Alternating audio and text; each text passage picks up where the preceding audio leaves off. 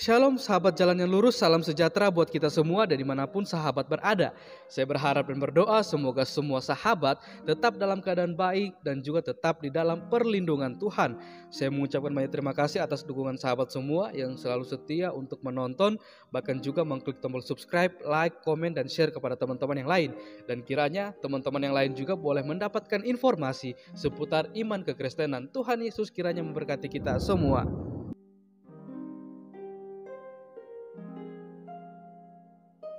Sahabat yang terkasih di dalam nama Tuhan Yesus, di kesempatan kali ini kembali lagi kita akan bersama-sama menyaksikan sebuah diskusi atau debat yang sangat menarik untuk kita simak. Di mana di dalam diskusi atau debat tersebut ada Uniriva bersama dengan orang Kristen atau apologet Kristen. Kita akan melihat menyimak bagaimana seorang Uniriva yang tidak beriman kepada Yesus Kristus dan juga tidak beriman kepada Alkitab dan bahkan tidak memiliki pemahaman yang baik tentang ketuhanan Yesus dan juga tentang penyaliban Yesus. Di dalam diskusi tersebut malah dia lebih banyak membesar-besarkan suara seakan-akan dia lebih mengetahui tentang ketuhanan Yesus dan juga penyaliban Yesus. Maka dari itu kita akan melihat bagaimana cara Tuhan memakai seorang apologet Kristen ini, anak muda ini, untuk melawan setiap argumen dan data yang dibawakan Uniriva yang tidak sesuai dengan keyakinan iman Kristen itu sendiri. Maka dari itu, tanpa berlama-lama, mari saja kita saksikan videonya. Tuhan memberkati.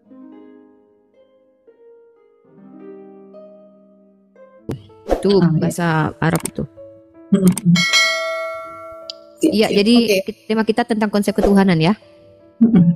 Iya betul. Aduh, saya minta maaf karena saya kan baru kan saya jatuh kemarin. Jadi tadi habis ronsen dan alhamdulillah tidak terlalu banyak masalah dengan kaki. Hanya ototnya itu trauma karena setelah jatuh itu kan langsung diurut. Jadi trauma otot itu yang bikin kaki saya sekarang ini meradang. Nanti saya ke rumah sakit tadi dan alhamdulillah saya harus minum obat dan ditangani secara intensif lah sama dokter gitu. Jadi sakit apa tuh kok bisa jatuh? Biasalah saya kan suka manjat-manjat tembok, ngacak-ngacak sampah. Jadi kadang Gak tahu manjat tower nggak ya? ya manjat tower, manjat tiang. Jadi gitulah namanya juga wanita perkasa seperti saya kan. Sukanya kan bikin masalah. Kalau ya, jadi tema kita kan adalah konsep ketuhanan. Silakan ini mungkin kita pakai timer atau bagaimana konsep diskusinya? Iya, ini nanti pakai timer atau gimana ini Ibu Pendeta? Boleh silakan dari mau gimana? Dari Uniriva dulu untuk mau 10 menit atau apa? Silakan, boleh. Gimana nih? Pakai timer atau enggak usah pakai timer Bu nih? Pakai timer juga boleh, nggak pakai timer juga boleh. Saya mah santai aja. Gimana ini menurut Abang Host? Kita pakai timer atau ngalir aja Abang Host? Mungkin kalau memang pakai timer, Mbak Mariam siap ya? Iya Bang. Mbak Mariam bisa ya? Ready ya untuk petunjuk timernya? Bisa. Berarti open cam Mbak Mariam ya, kita coba ini ya timer. Jadi Assalamualaikum warahmatullahi wabarakatuh. Buat saudara-saudaraku seiman dalam Islam yang sudah hadir di Komal Api Jati malam hari ini. Shalom aleichem buat saudara-saudariku dari Kristen yang sudah ikut hadir di Komal Apologet Islam Indonesia Jawa Timur. Malam hari ini kita ada diskusi yang temanya adalah konsep ketuhanan. Malam hari ini juga kita sudah kedatangan dua narasumber. Yang pertama dari Apologet Islam Indonesia Uniriva, dan yang kedua ada Pendeta Kesia dari saudara Kristen kita, diwakili oleh Pendeta Kesia. Live ini disiarkan di Komalnya di YouTube-nya Uniriva ya. Nanti kalau buat teman-teman yang mau ini di YouTube, bisa di YouTube juga ada ya, di Riva MOW TV ya. Bisa bantu jangan untuk nonton di YouTube lain, nonton di YouTube aku yang debat. Bantu di subscribe juga channelnya Uniriva, dan juga jangan lupa untuk follow Api Jatim ya, Api Jawa Timur. Oke, diskusi malam ini kita akan pakai timer. Dengan tidak mengurangi rasa saling menghargai, saling mengasihi sesama anak bangsa, marilah kita diskusi dengan santun dan juga santai. Dengan harapan diskusi malam hari ini bisa mendapat edukasi buat seluruh saudara-saudara yang hadir pada malam hari ini. Jadi kita akan mulai. Gimana Ibu Mariam, sudah ready untuk timernya? Ready. Mau berapa menit? Mau berapa menit? 5 menit mungkin ya. Uni setuju? Nih? 7. Prolog boleh? Prolognya boleh? Boleh ya? Buat Kakak Novi, makasih di bawah ya, kakaknya Bang Andi. Masya Allah, kalau aku ke Jakarta itu ke rumahnya Kak Novi sebenarnya, tempatnya Bang Andi. Ya lanjut. 7 menit ya, Bang Hos ya. Loh, Iya, mana ini ibunya? Iya, mana tukang orang? Mungkin. Bentar ya. Kalau si aku sih pengennya sih 3 menit aja, tapi kalau kata 3 dia menit ya. 5 menit nggak apa-apa. Iya, Mbak Mariam monitor. Mariam turun ke pantau mungkin ya. Oke, sudah. Oh ya, 3 menit saja ya. Ibu Pendeta setuju kalau kita diskusinya timernya 3 menit ya Ibu Pendeta ya? Nggak apa-apa. Oke. Santai. Oke, jadi kita mulai diskusi malam hari ini. Mungkin kita langsung serahkan kepada Unirifa untuk bernarasi. Nanti setelah 3 menit dipersilakan untuk narasumber kedua untuk menanggapi argumentasi dari Unirifa. Silakan Unirifa. Oke, Mulai ya? saya ya. Oh, saya. Iya, Oke. siap. A'udzubillahi minasyaitonirrajim. Belum ya? Bismillahirrahmanirrahim. Assalamualaikum warahmatullahi wabarakatuh. Selamat malam, saudariku, kakak Kezia, pendeta muda Kezia. Terima kasih kita telah berdiskusi. Mudah-mudahan diskusi kali ini membawa manfaat, baik untuk saya pribadi tentunya, atau untuk orang-orang lain. Ketika saya belajar, maka orang lain pun akan terpaksa ikut belajar bersama saya.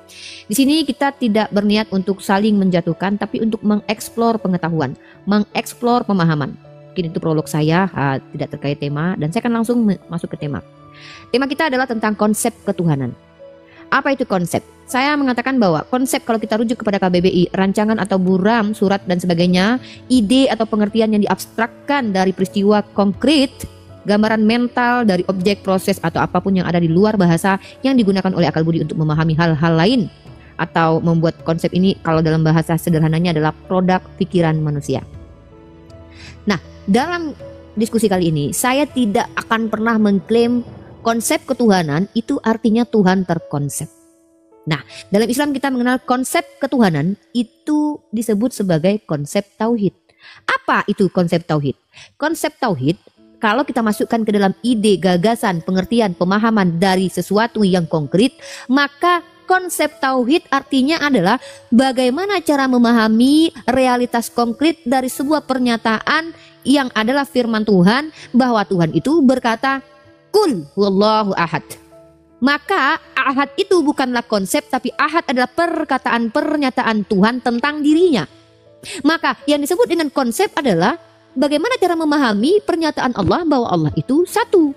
Nah, yang terkonsep bukan Tuhan, tapi yang terkonsep bagaimana cara memahami Tuhan. Karena mustahil Tuhan bisa terkonsep.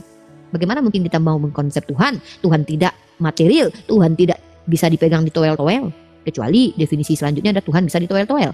Nah, konsep tauhid adalah satu konsep yang konkretnya berasal dari kata Qul huwallahu ahad, bahwa Allah itu ahad, Allah itu al-wahid. Maka konsepnya disebut tauhid, artinya apa? Mentauhidkan Allah, menjadikan bahwa hanya Allah sebagai entitas satu-satunya ilah yang wajib disembah, yang layak disembah dengan segala keagungan sifat-sifatnya dan zatnya yang laisa kamitslihi syai'un.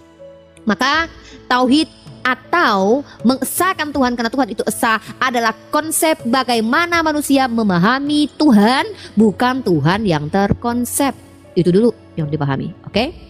Tauhid adalah konsep memahami Tuhan, bukan kebagaimanaan Tuhan, tapi bagaimana cara memahami Tuhan. Itu yang dipahami, ya.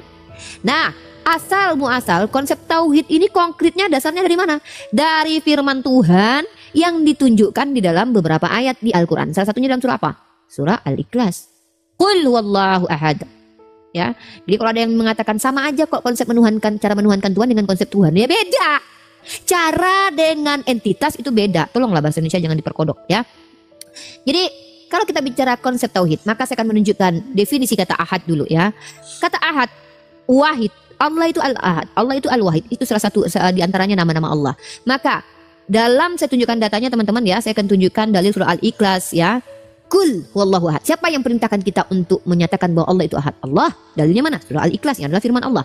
Nah, dalil dalam hadis qudsi yang diriwayatkan oleh Abu Hurairah radhiyallahu anhu, Nabi sallallahu alaihi wasallam bersabda bahwa Allah Subhanahu wa taala berfirman, "Adapun cercaan anak Adam terhadapku ialah ucapannya bahwa Allah telah menjadikan untuk dirinya seorang anak, padahal aku adalah Al-Ahad. yang Maha Esa dan yang menjadi tempat bergantung, bukan yang digantung. Aku tidak beranak dan tidak diperanakan. Tiada bagiku tandingan seorang pun. Hadis riwayat Imam Bukhari, hadis qudsi. Hadis Buraidah radhiyallahu anhu, Nabi sallallahu alaihi wasallam mendengar seorang berdoa dengan mengatakan, "Ya Allah, sesungguhnya aku meminta kepadamu dengan aku bersaksi bahwa Engkaulah Allah, tiada ilah yang benar kecuali Engkau Al-Ahad, yang Maha Esa, yang menjadi tempat bergantung, bukan yang digantung, dan para hambanya." Hadis riwayat Tirmizi nomor 3473. Dalil Al-Qur'annya ada, dalil hadisnya ada. Kata tauhid sendiri bukan kata yang muncul setelah ratusan tahun Nabi Muhammad wafat. Tidak, tapi kata tauhid sendiri diajarkan oleh lisan baginda Rasulullah Muhammad sallallahu alaihi wasallam. Ya, dalilnya mana? Sudah habis waktu? Ya, ini sudah sekitar 4 menit Uni Rifa. Oke, tauhid itu Nabi Muhammad ajarkan. Saya akan tunjukkan dalil secara eksplisit bahwa yang mengajarkan tauhid itu adalah baginda Rasulullah, bukan Cahyono, bukan Bambang, bukan Markona yang muncul belakangan setelah baginda Rasulullah wafat. Tapi Nabi Muhammad yang mengatakan bahwa kalian diperintahkan untuk bertauhid. Mana kata tauhid dalam Al-Quran? Definisi tauhid yang dimaksud menuhankan, mengesahkan Allah memang tidak ada, tapi kata tauhid ada dalam Al-Quran. Wa ummatukum ummat tauhid ada, tapi bukan berarti itu maksudnya adalah bagaimana cara menuhankan Tuhan. Tapi bagaimana cara menuhankan Tuhan? Tuhan yang perintahkan dulu. Ayatnya harus ada apa? Qul wallahu ahad. Katakanlah Allah itu ahad. Maka ketika kita mengahadkan Allah, itu disebut sebagai konsep tauhid. Kurang lebih seperti itu. Mohon maaf kalau ada kata yang salah. Saya tidak menyinggung kitab orang lain, tapi saya fokus di dalam iman saya. Nanti setelah pendeta Keiza bercerita, memprologkan imannya, baru saya tanggapi. Kalau ada tanggapan silakan dicatat, dipertanyakan. Terima gaji. Silakan lanjut. Terima kasih Uni Rifa. Mungkin Mbak Mariam untuk timernya, Mbak Mariam pakai 2 perangkat ya? Iya pakai ini dari tadi sudah apa namanya? Sudah saya mulai tapi kok ternyata di situ mungkin ya. Itu gimana caranya? Untuk kamera, untuk handphone yang satu aktifkan timernya. Kamera yang pakai open cam itu syuting ke arah timer tersebut, jadi biar bisa dilihat sama semuanya gitu. Sudah, tapi kok nggak bisa ya? Coba open cam.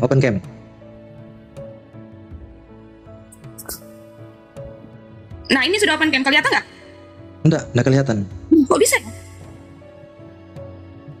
Ini open cam ini? Gimana ya? Ini sudah open cam ya? Iya sudah. Coba simpan. Tekan open cam terus simpan. Bisa ya? Bentar. Nah. Oh, sorry maaf. Ya, jadi didekatkan ke ini, jadi biar bisa dilihat sama semua narasumber dan juga para penonton untuk timernya. Makanya tadi agak kelewatan sedikit. Oke, kita set untuk pendeta muda ini, pendeta muda Kezia. Set berapa menit? Ya? 5 menit. Biar sama dengan Uni Rifa. 5 menit kita set, 5 menit. Oke. Saya mulai ya. Ya, oke, silakan untuk Ibu Pendeta tanggapi sinya Uni Rifa. Waktu dan tempat dipersilakan. Oke. Nah, shalom Aleichem ya, saya senang dengan adanya debat intelektual, debat akademis malam hari ini, karena kemarin juga berjalan dengan kondusif, dan hari ini juga saya berharap kita bisa berdebat intelektual dengan kondusif ya, tidak perlu dan aku sangat setuju dari sini mengeksplor apa yang menjadi keyakinan kita gitu, dan kita tidak bisa memaksakan itu. Kita bicara tentang konsep ya. Memang ada setuju kalau kita bicara, saya rasa kedengaran Brother aman. Oke. Kalau kita membicara tentang konsep itu adalah suatu paradigma, kerangka yang dibangun oleh manusia. Dan kalau kita bicara konsep itu harus dari bawah ke atas. Itu kalau konsep. Sebenarnya Tuhan memang tidak perlu dikonsep. Tuhan itu di dalam keyakinan kami itu menyatakan diri ya sebagaimana adanya Dia. Gitu. Jadi kalau kita membangun suatu konsep tentang Tuhan, masuk lagi filsafat teologis, belum lagi nanti dari filsuf Stoa dan lain segala macam, ya itu banyak sekali. Nah, tapi kalau kita mau berbicara bagaimana paradigma atau konsep ketuhanan di dalam kekristenan, sebelumnya saya juga pernah berdebat, saya katakan bahwa konsep ketuhanan dalam Kristen itu harus berangkat dari paradigma Ibrani, Tuhannya Israel. Ya harus berasal dari sesembahannya Musa. Dari bagi Kristen itu, bagi orang Ibrani, Tuhan itu bukan misteri. Misteri itu artinya tersembunyi, tidak diketahui. Sementara dalam perjanjian lama Tuhan itu banyak menyatakan dirinya, dan kemudian dia berjumpa dengan Musa, dia katakan Aser, aku adalah aku yang sudah ada sejak dulu, sekarang sampai selama-lamanya. Di sana kata kerja singular, tidak ada jamak-jamak pribadi. Itu salah satu konsepnya bahwa orang Israel itu sangat menekankan monoteis, itu di Ulangan 6 ayat 4. Di sana kardinal number angka 1, Tuhan itu satu gitu. Dan yang kemudian, yang kedua, bagi paham Ibrani, sesuatu itu yang dinyatakan ada. Nah tadi Unriva bagus nih ya, ada bicara tentang realita konkret ya. Sesuatu yang dinyatakan ada itu real, realita konkret bagi orang Ibrani itu haruslah yang bisa ditangkap oleh indera. Makanya di 1 Yohanes 1 itu penulis kitab mengatakan apa yang sudah kami dengar dari dulu, kami lihat, kami raba ya, dari awal sangkausa prima itu mereka sudah merasakan realita konkret itu. Orang Yunani atau mungkin bangsa lain itu bisa mempercayai sesuatu yang ada di luar sana secara abstrak. Tapi orang Ibrani tidak bisa seperti itu. Orang Ibrani itu harus semuanya itu realita konkret, semua yang bisa ditangkap oleh indera. Dan mulai dari perjanjian lama sampai perjanjian baru, Tuhan itu menyatakan dirinya berada di dunia Asia, berada di dunia manusia, bekerja aktif, bisa dilihat, bisa didengar, bisa juga dirasakan. Kemudian bagi orang Israel ya, pencipta itu sesembahan itu hanya satu ya, itu ada di 1 Tawarik 16 ayat 26. Jadi dalam konsep Israel ya, monoteis itu agak beda dengan monolatris, apa mungkin sedikit ada perbedaan dengan tauhid ya, karena saya pernah baca sejarah Muhammad itu pada saat di bangsa Quraisy jahiliyah dia menghancurkan banyak patung ya, bagus itu, dan hanya menyisakan satu gitu ya, membawa kepada Tuhan. Tetapi kalau bagi bangsa Israel, orang Ibrani, monoteis itu bukan seperti monolatris, bukan dari banyak Tuhan kemudian diberikan satu sesembahan eksklusif dipercaya, bukan seperti itu. Tapi memang hanya dialah Tuhan, Yehovah. Jadi kami stressing pointnya unik teman-teman, stressing point Kristen itu harus berangkat dari Yehovah, begitu. Dan bagi bangsa Israel sesuai dengan 1 Tawarik 16 ayat 6 tadi, di luar apa yang mereka sembah itu bukan Tuhan. Dan mereka menganggap semua yang di luar itu adalah Allah, berhala-berhala begitu. Makanya kami juga sangat takut. Kami harus mengikuti dari paham orang Ibrani ini gitu. Nah, kemudian yang ketiga, Yehovah itu adalah penebus, adalah Mosia ya. Dan Yesus adalah Yehovah itu sendiri di dalam ajaran kami. Jadi konsep ketuhanan Kristen itu kesimpulannya, resultansinya ya, itu berangkat dari Tuhan Musa. Musa itu orang Ibrani. Jadi harus memakai worldview, harus memakai paradigma Ibrani. Kenapa kami harus memakai Tuhan Musa dan harus memakai tanah? Karena di Lukas 24 ayat 44, Yesus bilang, dia itu semuanya itu harus digenapi, semuanya itu tertulis tentang Yesus yang ada di Taurat, kitab nabi-nabi maupun Mazmur. Dan kemudian Yesus bilang, mencatat tentang aku. Begitu. Nah, terakhir, habis. Oke, terima kasih Ibu Pendeta untuk tanggapannya. Selanjutnya kita serahkan ke Unirifa untuk menanggapi narasi yang baru diuraikan oleh Ibu Pendeta. Silakan Unirifa. Pertama, terima kasih buat Ibu Dokter Titis, masakannya enak luar biasa. Terima kasih telah menampung aku, adikmu ini, insyaallah. Ya, teman-teman yang saya cintai karena Allah, seperti janji saya akan tunjukkan bahwa kata tauhid itu diajarkan oleh lisan yang mulia Nabi kita Muhammad SAW, bukan Cahyono, bukan Bambang, bukan Sukenawati yang hadir ratusan tahun kemudian. Ini dia datanya. Sumber primer kita adalah hadis ya. Teman-teman kalau boleh dilihat, hadis riwayat Sahih Bukhari, Sahih ya. 6824 telah menceritakan kepadaku dari Abdullah sampai kepada Ibnu Abbas berkata, dikala Nabi SAW mengutus Muaz ke negeri Yaman, Nabi berpesan, wahai Muaz, engkau mendatangi kaum ahli kitab, maka jadikanlah materi dakwah pertama-tama yang engkau sampaikan adalah agar mereka mentauhidkan Allah Ta'ala. Ini dia. Ini dia disebut dengan apa? Ajaran yang bersumber dari ring 1. Bahasa Arabnya apa? Ini bahasa Arabnya. Nah, bahwa di sini Muaz jabal ila nahwi ahlil yaumani qala lahu innaka taqdamu ala qaumin min ahlil kitabi falyakun awwala ma tad'uhum ila ayyuwahidallah ayyuwahidullah. Nah ini bahasa Arabnya. Ini bukan terjemahan yang tidak ada kaitannya, ini ada nih. Nah, ayyuwahidallah adalah perintah Nabi. Bukan perintah Bambang Cahyono, Ustadz Kiai manapun, bukan. Tapi baginda Rasulullah Muhammad SAW yang memerintahkan. Artinya di sini saya sudah menjabarkan ajaran tauhid itu bukanlah Tuhan yang terkonsep, tapi cara menuhankan Tuhan yang terkonsep. Kemudian dalilnya jelas eksplisit dalam Al-Quran ada. Realitas konkret dalilnya ada, bukan Tuhannya harus realitas konkret, nggak ada gitu. Nggak ada istilahnya agama semitik itu memaknai Tuhan itu kalau disebut ada harus real, berwujud, itu Tuhan pagan. Nah, tadi ada hal yang menggelitik saya, pernyataan dari pendeta kita Kiza. Menurut orang Ibrani, menurut tradisi Yahudi. Nah ini saya bingung nih. Tolong saudariku, Anda sebagai Kristen ketika membawa perspektif orang Yahudi atau orang Ibrani, bawakan dalilnya. Kalau tidak, jangan bawa-bawa klaim dari mereka. Karena saya sedang berdiskusi dengan orang Kristen, bukan dengan orang Yahudi. Kalau Anda mau mengatakan bahwa paradigma yang Anda bawa sebagai Kristen itu sesuai dengan orang Ibrani, dengan Musa, bawakan dalilnya. Saya katakan paradigma saya tentang menuhankan Tuhan itu sesuai dengan Nabi saya ajarkan. Mana dalilnya? Saya bawakan dalilnya. Tapi ketika Anda mengklaim bahwa Yahudi, Ibrani, konsep ketuhanannya, paradigmanya sama dengan kalian, bawakan datanya saudariku. Nah, sorry bunyi bola kerongkongan aku. Maaf, jakutnya ketelan. Jadi teman-teman ketika berbicara, teman Kristen ketika berbicara mewakili orang Yahudi, saya tidak bisa percaya. Saya tidak berdiskusi dengan Kristen. Ya, nah kemudian bahwa segala sesuatu yang ada itu harus nampak. Siapa yang ngajarin sayang? Jangankan bicara tentang entitas yang dikatakan Tuhan, ciptaan Tuhan saja tidak bisa dipastikan ada itu harus berwujud. Loh, apa contohnya? Anda punya perasaan tidak? Punya. Mana realitas konkretnya perasaan? Tidak bisa Anda tunjukkan. Punya akal tidak? Punya. Mana realitas konkretnya? Jadi tidak semua yang ada itu harus berwujud. Janganlah seperti itu. Hanya orang pagan yang memaksakan Tuhan itu harus berwujud. Ya. Nah, kemudian Mbak Keza juga mengatakan, kami pakai paradigma Ibrani. Loh. Tunjukkan kepada saya di mana orang-orang Ibrani atau Bani Israel mengatakan bahwa Tuhan itu terkonsep dengan doktrin bukan keberapaan Tuhan, tapi kebagaimanaan Tuhan. Dan konsepnya adalah Trinitas. Tunjukkan saya datanya sayang. Ya, tolong tunjukkan kepada saya data. Saya tidak butuh asumsi teologi, paradigma teologi dari iman Kristiani karena saya sudah belajar. Jangan-jangan saya lebih tahu tentang doktrin Tritunggal, doktrin Unitarian, doktrin Oneness, Saksi Yehova, Sabelian. Saya bisa tunjukkan itu, jelaskan. Benar. Saya minta saudariku Kezia. Uni, minta maaf, waktunya telah habis. Sesuai dengan iman Anda. Makasih.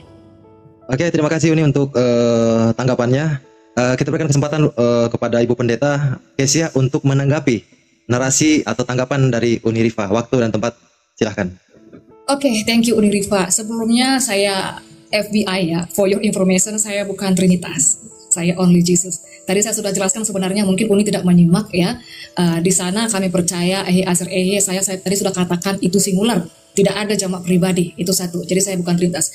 Kedua, bagaimana kita bisa membuktikan bahwa bagi orang Ibrani, ya Tuhan yang datang ke Musa itu di Ulangan 6 ayat 4, di sana di sana kata kerja ya. Tuhan itu menyatakan diri, ada bentuk ya, ada penampilan rupa seperti manusia. Dan di sini saya luruskan, Yesus bukan manusia. Tidak ada ayat yang mengatakan dia menjadi manusia. Itu salah terjemahan dari orang-orang Trisana. Yang benar logos sarf egeneto itu menjadi daging. Manusia itu pengelompokan makhluk hidup ya. Di sana SARS. Jadi dia hanya datang dalam appearance, penampilan manusia. Terus di sini buktinya. Ini saya balikkan dulu kameranya ya. Sebentar, ini saya kasih data. Kita buka di Kejadian 1 ayat 26 ya. Di situ penciptaan Adam manusia ya. Let us make God and say according to our likeness, in our image of the sea over. Di sini kalau bisa kita lihat ada Selem Demut. Nah, Selem ini belum kebuka kameranya, belum kebuka. Oke. Aduh. Iya, ini Kejadian 1 ayat 26 ya. Nih. Di sini ada Selem Demut. Nah, Selem Demut ini bicara tentang gambar rupa. Nah, di sini bicara tentang perasaan, pikiran, emosional ya. Makanya manusia itu punya emosional, perasaan. Jadi Adam, itu bahasa Ibraninya tuh ya, Adam manusia itu diciptakan sesuai dengan representasi Tuhan. Di sini juga bicara tentang physically, bentuk, form. Selem Demut itu bicara tentang body, ya ada kepala, tangan, kaki. Nah Adam diciptakan nih, ada kepala, ada tangan, kaki. Kalau Adam diciptakan sesuai dengan representasi atau replika Tuhan, maka pada saat itu ketika Adam buka mata seperti apa yang Adam lihat, bentuk atau form atau shape dari Yehova itu tadi. Kayak anak ayamnya buka mata, plek, siapa yang dilihat? Di sini Adam diciptakan sesuai dengan gambar rupa Tuhan. Nah ini masih awal, masih di kejadian penciptaan, manusia itu melihat Tuhan, bahkan berbicara. Ini aja, singkat saja. Thank you. Masih ada menit Bu Pendeta. Mau dilanjut atau? Nggak usah, itu aja, brother. Itu simple. Oke, terima kasih Bu Pendeta untuk tanggapannya. Masih ada 2 menit. Buat teman-teman yang di bawah 286 orang, bantu tap-tap layarnya biar diskusi kita semakin kuat malam hari ini. Untuk diskusi malam hari ini ditayangkan juga di channel YouTube-nya Uni Rifa MOW TV. Oke, Uni Rifa, silahkan untuk menanggapi Ibu Pendeta Kezia. 5 menit diberikan kesempatan kepada Uni Rifa. Dimulai dari sekarang, silahkan.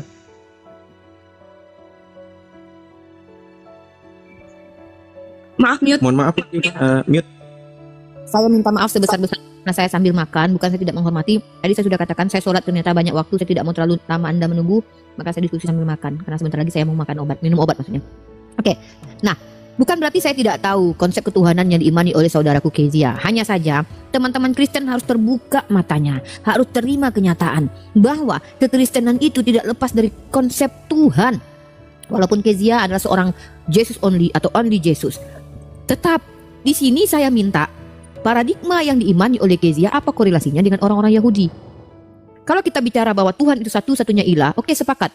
Tapi ketika Tuhan itu menjelma menjadi manusia, tolong jelaskan dalam perspektif Ibrani, dalam perspektif Yahudi Rabbinik atau Yahudi Bidat sekalipun, bahwa konsep itu diterima. Ya, karena dari tadi Kezia sibuk menceritakan bahwa Anda ini imannya berdasarkan paradigma Ibrani. Di mana Musa ajarkan bahwa Tuhan itu manusia, di mana Abraham ajarkan Tuhan manusia, di mana nabi-nabi lain mengajarkan Tuhan itu manusia. Ya, itu. Aduh, jakun sekali telan lagi. Jadi teman-teman harus paham di sini. Kristen itu punya beberapa denom tentang Yesus. Kristen punya beberapa denom tentang teologi. Oneness atau Sabellian adalah salah satu aliran yang dibidatkan oleh jumhur Kristen, yaitu Trinitas yang dimenangkan konsilinya pada waktu yang memenangkan konsili waktu di tahun 325 yang menyatakan bahwa Bapa dengan Yesus itu hakikat. Maka muncullah ajaran Sabellian ini. Dan tolong Kezia tunjukkan data-datanya, sebagaimana saya menunjukkan bahwa ajaran tauhid itu diajarkan oleh nabi saya. Tunjukkan kepada saya bahwa konsep Jesus only ini, bahwa dialah satu-satu Allah ini diajarkan oleh Yesus sendiri. Jangankan Yesus, sekelas Paulus saja yang membatalkan hukum Torah dalam 1 Korintus pasal 8 ayat 6 mengatakan ada pemisahan antara Allah dengan Tuhan. Bagi kita hanya ada satu Allah, yaitu Bapa, dan satu Tuhan sebagai perantara, yaitu adalah Yesus. Lalu tolong dijelaskan kepada saya korelasi antara ajaran Yesus dan ajaran Paulus terkait tentang doktrin Jesus only ini yang diimani saudaraku. Nah, lebih lanjut lagi, kalau saya salah, tolong luruskan. Jesus only percaya bahwa Bapa itu adalah Yesus, Yesus adalah Bapa. Nah, bagaimana cara menjelaskannya? Ketika Yesus menjelaskan kehidupan kekal hanya mengenal Engkau satu-satunya Allah Bapa yang di surga. Jangan panggil Bapa di bumi ini, padahal dia masih di bumi. Karena hanya satu Bapamu, dia di surga. Bahkan sekelas Paulus 1 Korintus 8 ayat 6 mengatakan hanya ada satu Allah Bapa, hanya ada satu Tuhan. Bagaimana caranya Kezia bisa menjelaskan ayat-ayat ini dengan doktrin Jesus only? Atau ginilah dulu, kita bicara tentang konsep ketuhanan. Kezia belum menyentuh kerana konsep ketuhanan yang Kezia imani. Dari tadi Kezia menjelaskan keimanan orang Yahudi dan Ibrani. Saya tidak dapat datanya. Saya tidak bisa terima kalau orang Kristen menjelaskan iman Yahudi. Ya, saya minta jelaskan konsep ketuhanan yang Kezia imani sekarang. Apa yang disebut dengan Shema Israel Adonai Eloheinu Ehad? Apa yang dimaksud dengan itu? Dan siapakah satu-satunya Allah Bapa yang diajarkan oleh Yesus dan juga Paulus? Itu yang saya maksud. Biar kita tahu bahwa ajaran Kezia ini mengikuti Yesus dan juga Paulus, bukan mengikuti Cahyono, Sabellian. Siapa Sabellian? Pernah ketemu Yesus tidak Sabellian? Ya, jadi saya minta tolong sistematis ketika diskusi. Seperti saya menjabarkan definisi konsep tauhid seperti ini, bla bla bla bla, dalilnya bla bla bla bla. Maka tolong Kezia, Yesus only jelaskan kepada saya, Yesus only itu seperti apa sih konsep ketuhanannya? Dari mana sih pengajarannya? Siapa sih pertama kali ngajar? Kalau saya jelas Nabi Muhammad yang ngajarin, dalilnya mana? Ini Al-Quran, ini hadis, ada dalilnya. Begitu ya. Terima kasih Kezia. Tangkap poin saya, jawab poin saya, semoga kita diskusinya tidak melebar. Makasih. Oke, masih ada waktu 40 detik Uni. Oke, selanjutnya kita berikan kesempatan kepada Ibu Pendeta untuk menanggapi pertanyaan dan juga pernyataan dari Uni Rifa tentang konsep ketuhanan. Silakan Ibu Pendeta. Iya, thank you. Sudah 2 kali Uni Rifa mengalami bias kognitif dan mungkin tidak menyimak. Ya. Tadi Uni Rifa bertanya, di mana ada pengajaran Tuhan itu manusia? Tidak ada. Sebelumnya saya sudah katakan, kami adalah orang only Jesus yang tidak mempercayai Tuhan itu menjadi manusia. Tidak ada. Tapi Uni Rifa tidak menyimak pernyataan saya dari awal, ya. Tuhan itu hanya datang, itu di Filipi 2 ayat 7-8. Hanya datang di dalam appearance, skemati hos anthropos, skema, kerangka, bentuk roh. Dia hanya datang dengan penampilan manusia. Apa dia makhluk? Bukan. Makhluk itu ciptaan. Makanya tadi saya ajak untuk membaca di Kejadian 1 ayat 26. Ini adalah basic sekali ya. Kita bicara tentang selem demu. Itu bicara tentang likeness, representasi, image. Jadi bukan Tuhan itu yang menyerupai manusia atau Tuhan menjadi manusia, tetapi manusia yang bahasa Ibrani-nya Adam itu adalah replika, representasi, meniru bentuknya Tuhan. Ya, mungkin teman-teman pernah melihat ada museum Madam Tussauds ya. Kalau saya buka di sini nanti habis waktunya, nanti buka saja di Madam Tussauds. Itu seperti patung, kerangka yang dibuat menyerupai seperti aslinya, tapi kualitas bahan beda. Tapi memang ini mungkin cukup sulit ya, karena orang Kristen kami pun di dalam intern ini banyak juga yang sulit untuk menerima ini. Jadi Tuhan tidak menjadi manusia, dia hanya datang dalam rupa manusia. Dan ini menjadi miss perspektifnya ya, misleading di antara Kristen dengan Muslim. Bagi teman-teman Muslim, Yesus itu baru ada di perjanjian baru. bentuknya yang seperti manusia itu baru ada di perjanjian baru. Salah. Di perjanjian lama tadi kan Adam diciptakan sesuai dengan gambar bentuk Tuhan. Bentuknya seperti manusia itu, dia ada di dalam dunia manusia, dia berkarya, bekerja, bicara dengan Musa. Itu sudah terjadi di perjanjian lama. Hanya bedanya itu dilahirkan. Itu bedanya, bukan menjadi manusia. Kenapa dia tidak bisa disebut manusia? Kita harus masuk terminologi manusia, itu Adam.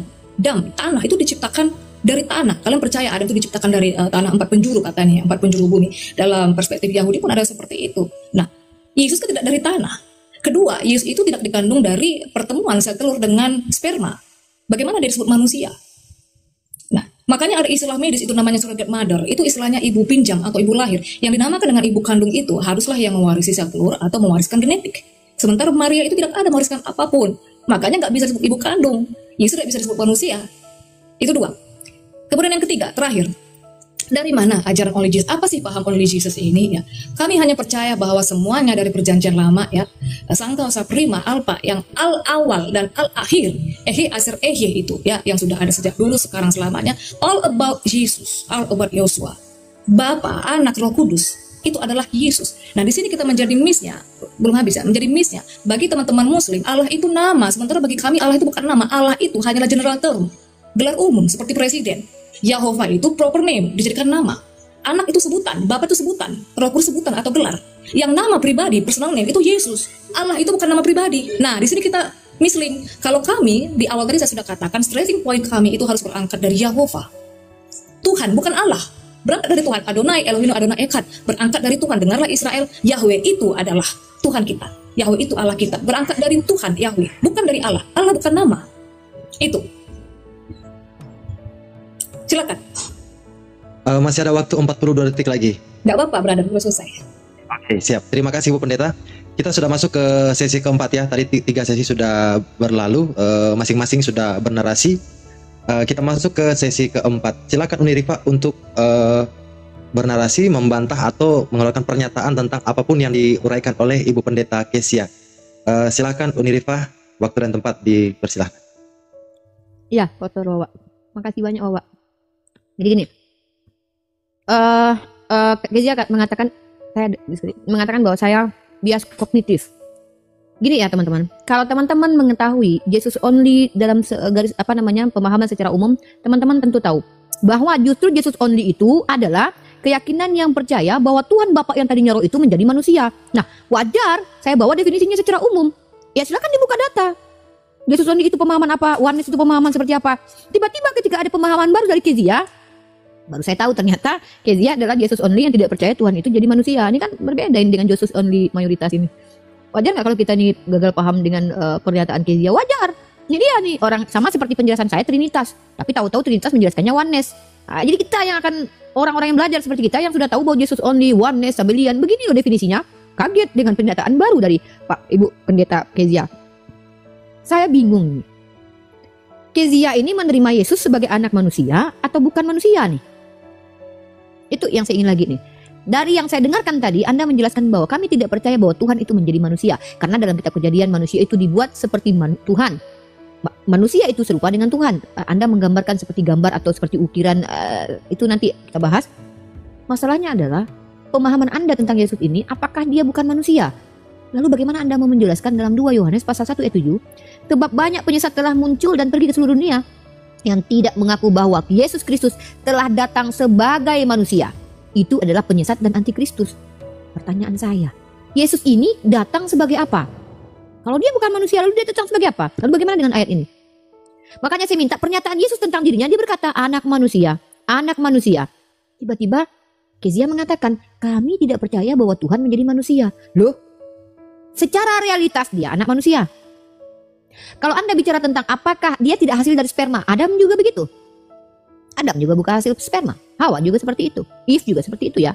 Jadi saya minta Kezia itu ketika berbicara tolong bawa data dari tadi. Bahwa Jesus only dari denominasi Kezia ini adalah Jesus only yang tidak percaya bahwa Tuhan yang tadinya roh berubah jadi manusia. Datanya mana, yang ngajarin siapa? Atau ini made in Kezia? Atau ini ajaran baru dari Kezia, genom dari Kezia, tidak diajarkan oleh pendeta-pendeta sebelum Kezia. Akan kita tahu tuh.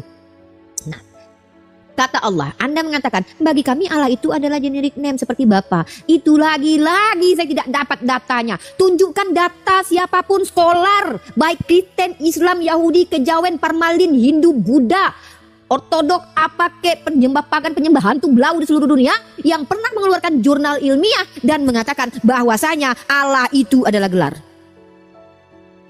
Saya minta. Karena kalau Kezia berbicara dari perspektif pribadi, kenapa saya harus dengarkan? Yesus only.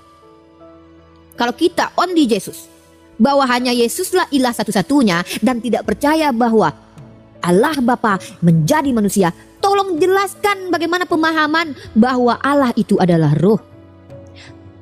Ditabrak oleh Kezia semua doktrin yang telah disempurnakan oleh bapak-bapak gereja sebelum Kezia lahir.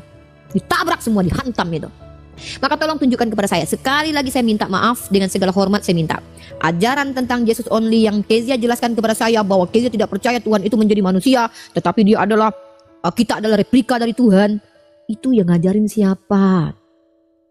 Athanasius, Uranus, Neptunus, Tacinus, ya pakai gitu. Itu kalau itu dari Kezia sendiri, mohon maaf. Silahkan. Uni tidak butuh pandangan pribadi dari Kezia karena Uni butuh ilmu. Uni kan seorang mahasiswi pembelajar.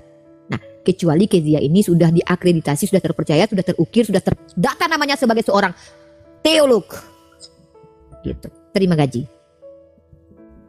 Oke, terima kasih Uni Rifa untuk narasinya. Silakan Ibu Pendeta Kezia untuk bernarasi, membantah atau mengeluarkan pernyataan tentang narasi dari Ibu Uni Rifa tadi. Silakan Ibu Pendeta. Iya, thank you. Ketiga kalinya mungkin ini tidak menyimak ya. Sebenarnya tadi saya sudah buka data.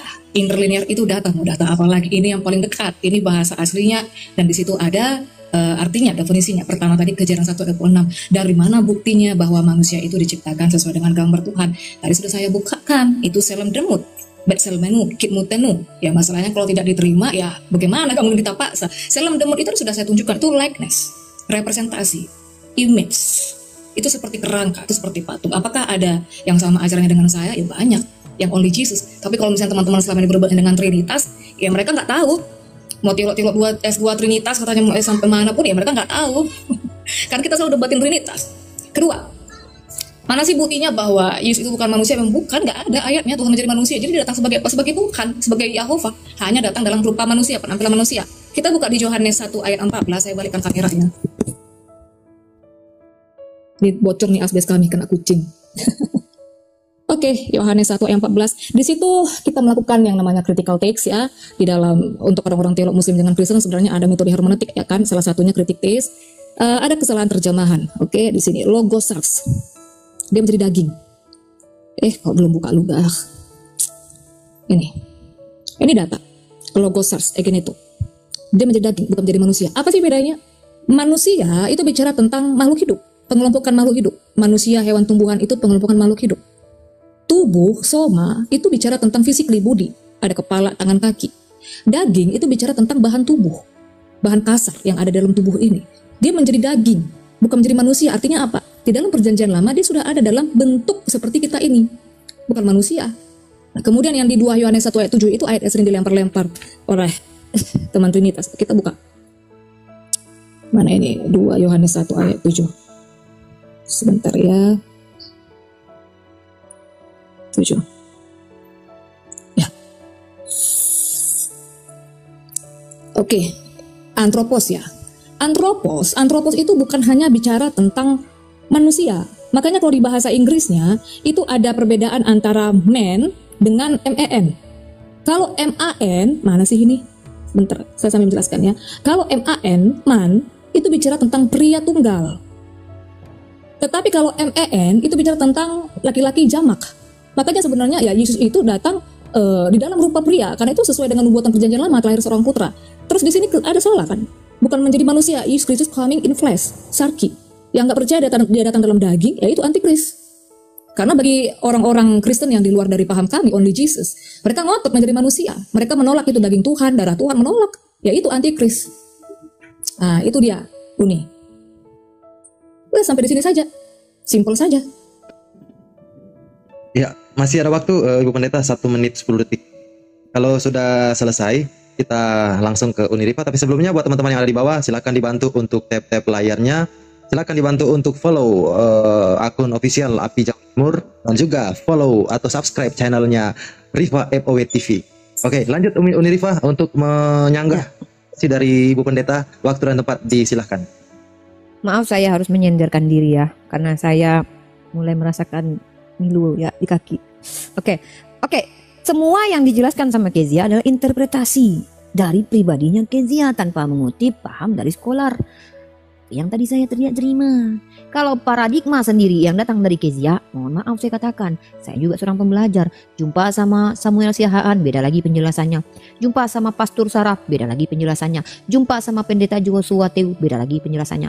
Saya minta secara akademik, dalam ranah akademik, ketika membuat makalah, ada sebuah penjelasan kaidah ilmu yang diluncurkan, yang dipahami, yang diterima, maka itu mustahil datang dari satu orang saja yang tidak punya kredibilitas terkait tentang hal itu. Penjelasan Kezia ini saya mau verifikasinya dari para teolog gitu loh. Kan itu yang saya minta tadi. Kalau Kezia menjelaskan, saya juga bisa seperti itu. Bahkan saya lebih canggih lagi dari Kezia, itu menjelaskan Bible dengan representasi sendiri. Nggak perlu Roh Kudus saya. Bahkan itu make sense saya buat nanti. Tapi saya bukan itu.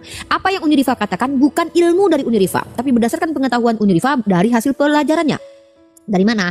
Rujukannya adalah Al-Quran. Rujukannya adalah hadis. Bukan Uniriva yang jelaskan. Ibnu Abbas adalah siapa? Ring kedua setelah Nabi Muhammad SAW. Dia yang menjelaskan. Bukan Uniriva yang menjelaskan representasi makna dari tauhid itu. Bukan sayang. Tapi itu adalah penjelasan yang dibawakan oleh para ulama. Dalam ranah akademik kita seperti itu. Nah kemudian satu pertanyaan. Saya mau ini dijawab. Kalau tidak ada tolong jangan diada-adakan. Kalau memang ada silakan sampaikan ayatnya. Kalau tidak ada jangan coba diada-adakan. Mohon minta maaf. Kezia, dasar pertanyaan saya adalah ketika Kezia mengatakan Yesus itu sudah ada di dalam kitab perjanjian lama, maka saya minta tunjuk satu dalil yang mana menyatakan bahwa yang bernama Yesus sebagai Tuhan pernah ada entah dalam bentuk apapun sebelum dia dilahirkan dan diberi nama oleh Maria dan bapak tirinya, yaitu Yesus yang diberikan oleh malaikat. Kalau tidak ada datanya, jangan mengada-adakan yang tiada. Bidat namanya itu. Jadi berdasarkan statement Kezia bahwa Yesus telah ada sebelum dia dilahirkan dan diberi nama Yesus oleh orang tuanya. Tunjuk satu ayat dari Kejadian sampai kitab Wahyu sampai kitab Deuterokanonik atau kitab Tripitaka atau kitabnya orang Hindu bahwa ada pernyataan ada entitas bernama Yesus sebelum dia dilahirkan dan dianggap sebagai Tuhan. Kalau tidak ada jangan diadakan, tidak boleh, tidak bagus begitu. Ya, karena ini statement. Statementnya apa? Yesus sudah ada sebelum dilahirkan, gitu ya. Jadi kalau bicara tentang itu kan ada firman. Wait. Saya tidak mau representasi pribadi, asumsi teologi pribadi. Boleh asumsi teologi minimal dari denominasi. Skolarnya verifikasi. Siapa skolarnya? Ya minimal guru besar lah gitu. Dari teologi kan enak gitu. Kalau tidak ada jangan dibuat uni seperti ini. Pusing kepala uni begini jadinya. Nanti Udi ketemu lagi sama Pastor Sarah. Oh Jesus only adalah begini-begini. Pak Henry Tan bilang begini lagi. Terus jumpa lagi sama Joshua Teu. Begini lagi katanya. Jumpa lagi sama Samuel Siahaan. Ada lagi jawabannya. Lama-lama kuadu-adu kalian semuanya. Sini Pak Henry Tan ku jodohin sama Samuel nanti. Kezia beda lagi penjelasannya. Namanya sama-sama Jesus only. Jadi tolong secara akademik. Mungkin Kezia dari gaya bahasa adalah seorang akademisi. Ketika kita membuat makalah, mahasiswa dan mahasiswa itu buat makalah, yang analisa itu nanti belakangan dinilai. Tapi yang akan dinilai dosen adalah mana daftar pustakanya. Dari mana kau tahu itu? Begitu. Terima kasih. Oke, terima kasih Uniriva untuk narasinya. Silakan Ibu Pendeta untuk menyanggah pernyataan Uniriva dan juga menjawab pertanyaan dari Uniriva yang ditanyakan. Silakan Ibu Pendeta, waktu dan tempat disilahkan. Di bawah ada temanku. Oke, thank you Uniriva ya. Bicara siapa skolarnya? Saya skolar. Ada nggak teolog lain yang sama pemahaman yang sama saya? Ada kayak seperti PSBN, ada Pak Jerry Elim, ada banyak teolog. Kedua, Samuel berbeda, Sarah berbeda ya. Mau diadukan dengan saya, diadukan saja. Memang saya beradu dengan mereka. Dari kemarin saya beradu dengan mereka karena mereka pahamnya binatur. Yesus 100% Tuhan, 100% manusia. Memang justru saya meng-counter attack mereka. Mereka di mana belajar? Mereka sekolah, tidak. Karena saya counter attack mereka karena banyak kami yang sudah mendebatkan mereka, makanya mereka itu sudah agak berubah. Mereka yang jangan mengaku-mengaku. Oke, ketiga. Tadi sebenarnya saya sudah bawa data ya, dari mana sih berangkat, Ulangan 6 ayat 4. Tadi saya sudah buka. Ya, kita kan ini aja, teknologi sekarang semakin berkembang, ya kan, banyak akses yang bisa kita terima. Kita sekarang untuk melihat bahasa asli, kan dalam hermeneutik itu kan ada critical text. Ya, kita bisa mengkoreksi mana terjemahan yang salah. Tadi saya sudah koreksi, saya buka bahasa aslinya, interlinearnya. Kan kita nggak mungkin lagi saya ajak Uniriva atau teman-teman yang lain ke Israel sana, kan hanya untuk mengetahui, oh ini bahasa asli, nggak perlu. Sekarang kita sudah sangat terbuka, teknologi semakin berkembang. Nah ini Eckhart ini cardinal number, ya, maskulin singular. Ya kami berangkat dari sini, Tuhannya Israel. Dia ketemu sama Musa. Terus di mana Yesus itu ada di perjanjian lama? Ini saya baca ayatnya ya, mana tadi yang ditawari. Yesus bilang, semua kitab nabi-nabi, baik yang di dalam Taurat, yang ada di dalam Mazmur, ya itu harus tergenapi. Di Lukas 24 ayat 44, itu harus tergenapi tentang dia. Kalau saya buka bisa aja, cuman nanti kan habis waktunya. Silakan ya Lukas 24 ayat 44. Kemudian di Yohanes 5 ayat 46, Yesus mencatat tentang aku, kata Yesus. Nah, di mana ada nama Yesus di dalam perjanjian lama? Yesus itu adalah personal name, nama pribadi. Kan itu kan bahasa Indonesia terjemahannya. Kalau dari Hebrew Paleo-nya, dari Ibrani kunonya, di perjanjian lama itu saya baca ya Hebrew Paleo-nya itu Yahuwah. Yah aku, Huwah itu hidup ya, dari Hafah. Aku yang hidup. Nah, Yesus itu dari Paleo Hebrinya itu Yahusua atau Yahusa, Yah aku. Sa itu dari akar kata Yasa. Bisa saya buka nanti. Akulah penyelamat.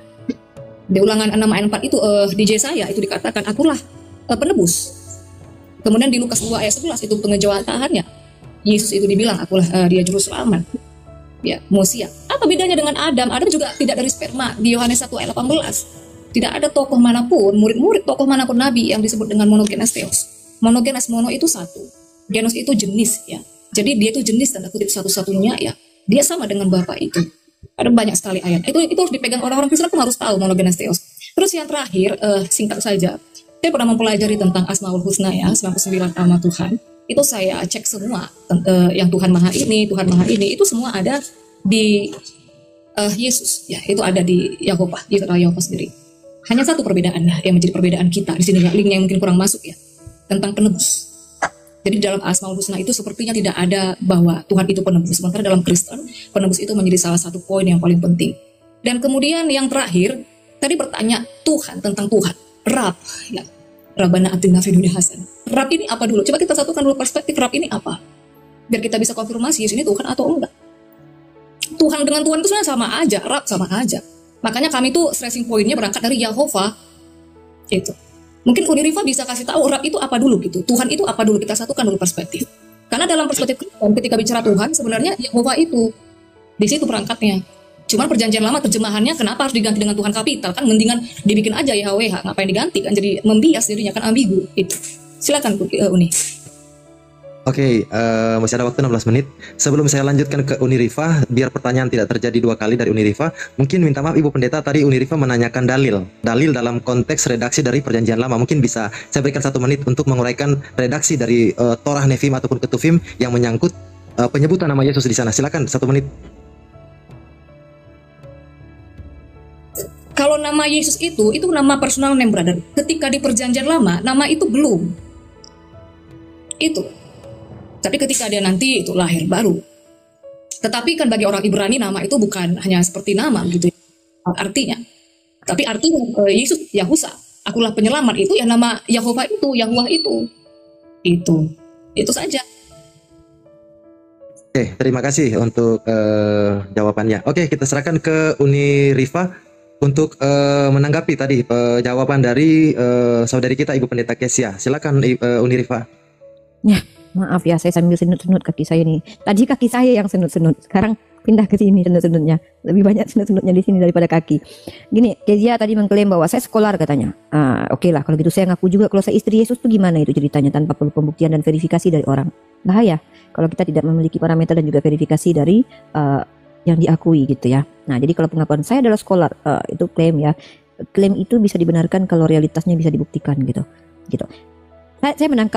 Saya bertanya itu berdasarkan dalil argumennya Kezia.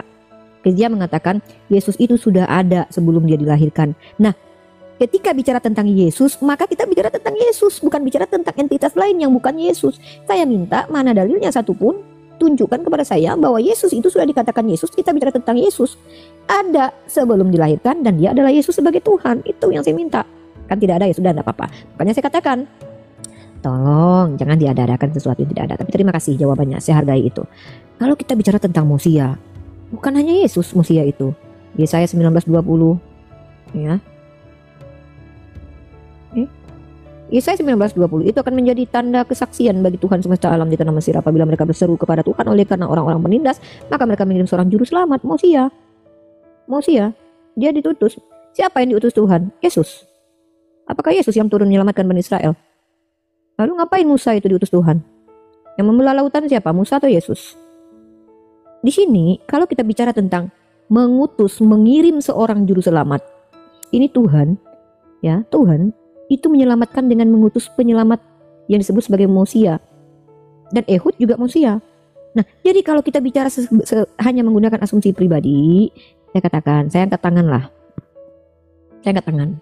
Saya di sini butuh edukasi, butuh ilmu. Nah, kalau kita bicara tentang perspektif orang Ibrani, perspektif orang Yahudi, siapa yang ngajarin Tuhan itu jadi daging? Siapa yang ngajarin? Rabi mana yang ngajarin begitu? Kan seperti itu, Kezia, sayangku, cinta. Nah, jadi saya minta tolong kepada Kezia. Setiap argumentasi, contoh tadi Kezia bilang, saya sendiri adalah orang yang berdebat dengan Samuel Siahaan, dengan Pastor Tara. Nah, inilah kami umat Islam perlu berdiskusi dengan kalian satu persatu. Ternyata yang mengaku sama-sama Jesus only, sama-sama oneness sekalipun, ternyata berbeda perspektif. Ini karena kalian terbiasa menggunakan perspektif pribadi satu sama lain. Nah, Anda sebutkan nama pastor-pastor tadi, bla bla segala macam. Tapi Anda tidak tunjukkan data-datanya bahwa pastor-pastor atau sekolah-sekolah tadi pemahamannya sama persis dengan Anda. Penjelasan Anda tadi tidak merujuk kepada mereka. Minimal tunjukkanlah. Minimalnya seperti ini. Nih saya kasih, minimalnya seperti saya lah. Ini maksimal sih, kalau saya ini maksimal memang. Karena umat Islam itu all out. All out ya, kalau umat Islam itu nggak kaling-kaling kalau saya ya. Saya katakan saya pengikut Muhammad sallallahu alaihi wasallam. Maka setiap argumentasi saya harus berdasarkan pengajaran Muhammad sallallahu alaihi wasallam. Mana datanya? Nih, saya tunjukkan nih. Konsep tauhid itu bukan konsep yang diajarkan Cahyono, bukan Kang Dito yang mengajarkannya, bukan Ustadz Abdul Somad, bukan Buya Yahya, tapi Ibnu Abdullah ini namanya. Dikala Nabi sallallahu alaihi wasallam mengutus Muaz ke negeri Yaman, Nabi berpesan. Jadi yang berpesan siapa di sini? Muhammad sallallahu alaihi wasallam. Wahai Muaz, engkau mendatangi kaum ahli kitab, maka jadikanlah materi dakwah pertama-tama yang engkau sampaikan adalah agar mereka mentauhidkan. Ini rujukan saya ada, sumber primer saya ada, hadis yang memang adalah dasar sumber pengetahuan umat Islam. Apakah sini yang mengatakan itu adalah Imam Bukhari? Tidak, Imam Bukhari hanya menukil.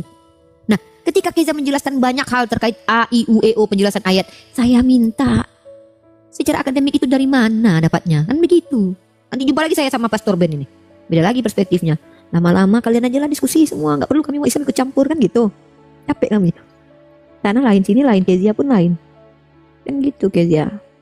Kurang lebih seperti itu. Terima kasih.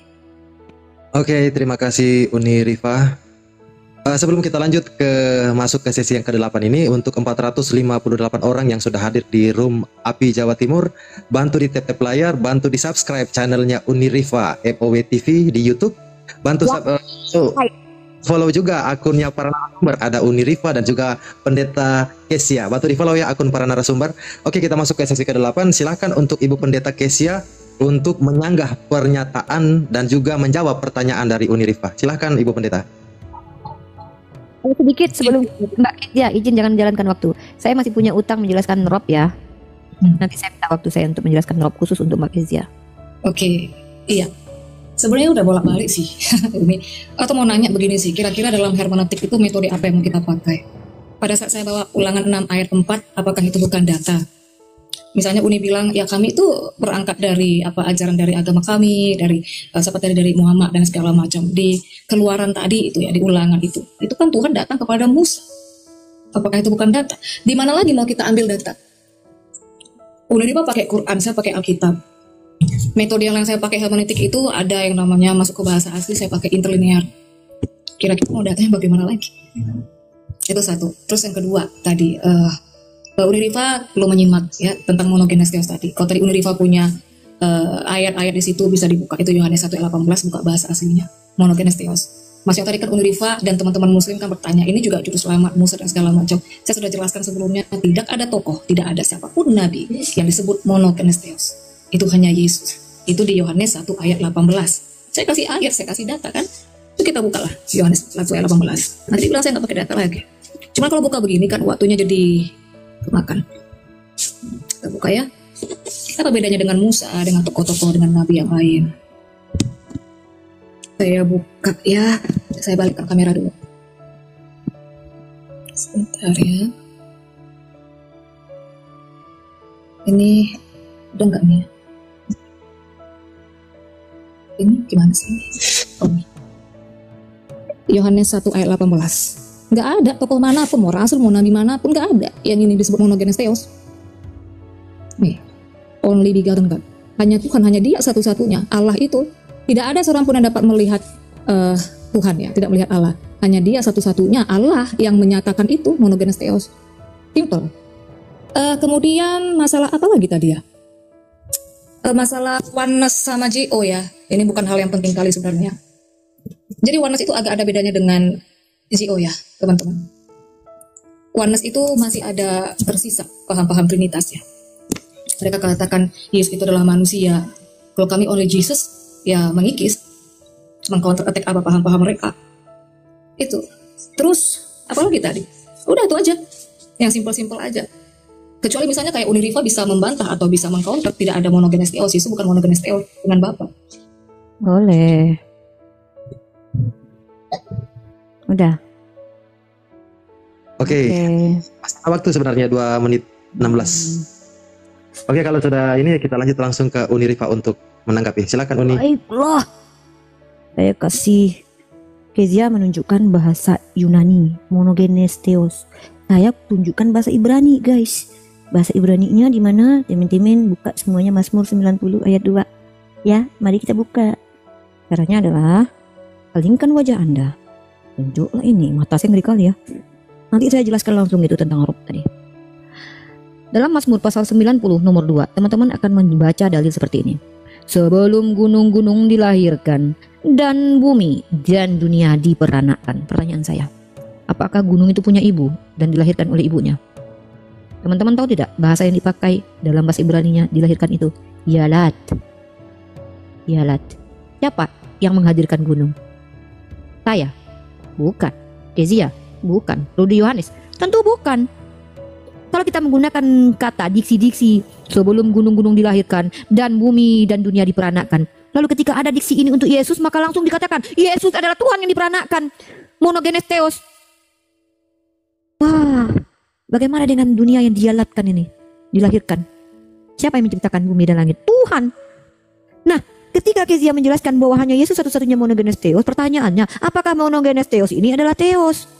Kalau memang monogenes theos ini adalah theos, ada berapa theos di situ? Pakai bahasa yang baik dan benar.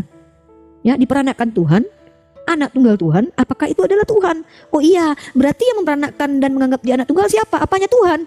Tuhannya Tuhan. Oh enggak, bapaknya Tuhan. Terserah, nanti bahas itu. Oke, saya bahas tentang Rob. Saya tidak menyinggung kata Rob. Tolong dipisahkan antara kata ilah, Allah dengan Rob, Mbak Kezia. Rob itu bisa dimaknai pemelihara, pemilik. Allah itu Rabbul Alamin. Saya kalau berdoa Rabbayani saghiro, apakah orang tua saya Tuhan? Sepadan dengan kata Lord, saya akui. Oke, kurios, boleh. Sama dengan Rob. Saya mengkritisi pernyataan Anda yang mengatakan bahwa bagi kami Allah itu adalah sama dengan Bapa. Istilahnya apa namanya tuh, generic name atau gelar. Yang saya minta itu datanya, bahwa kata Allah itu, kalau Allah dalam bahasa Ibrani artinya sumpah serapah. Kalian melatinkan tulisan alif lam lam ha ke dalam kata ALLAH. Allah kalian baca, itu tidak bisa secara kaidah bahasa. Bagaimana huruf yang double L itu kalian baca dengan Allah?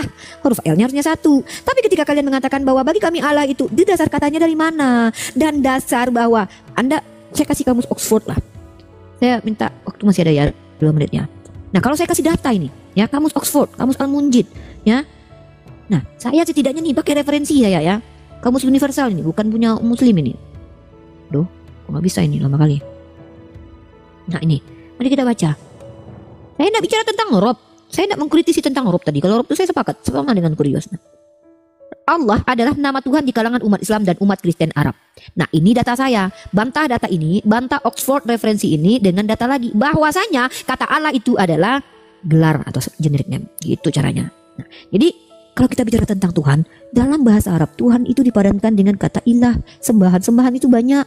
Zeus juga sembahan. Parmalin punya sembahan, orang Hindu punya sembahan.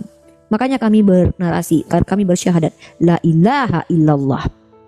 Tiada ilah yang layak disembah. Karena yang lainnya itu bukan ilah, melainkan hanya Allah lah yang patut diilahkan.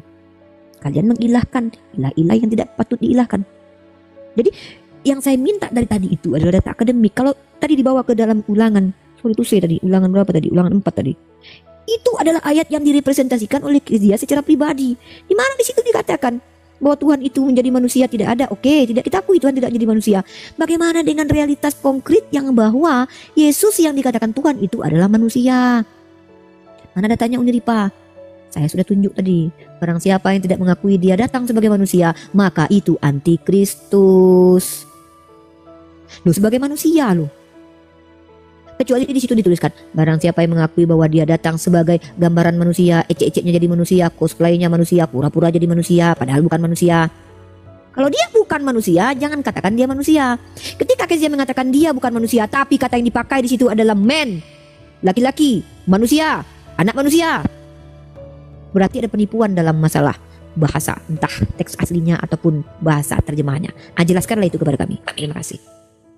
Oke, terima kasih. Langsung saja ke Ibu Pendeta untuk menyanggah pernyataan dan juga pertanyaannya Unirifa. Silakan Ibu Pendeta. Aku sepertinya merasakan di sini Unirifa itu berkali-kali kurang konsentrasi, gitu. Dan aku di sini harus mengulangi topik yang sama berulang kali.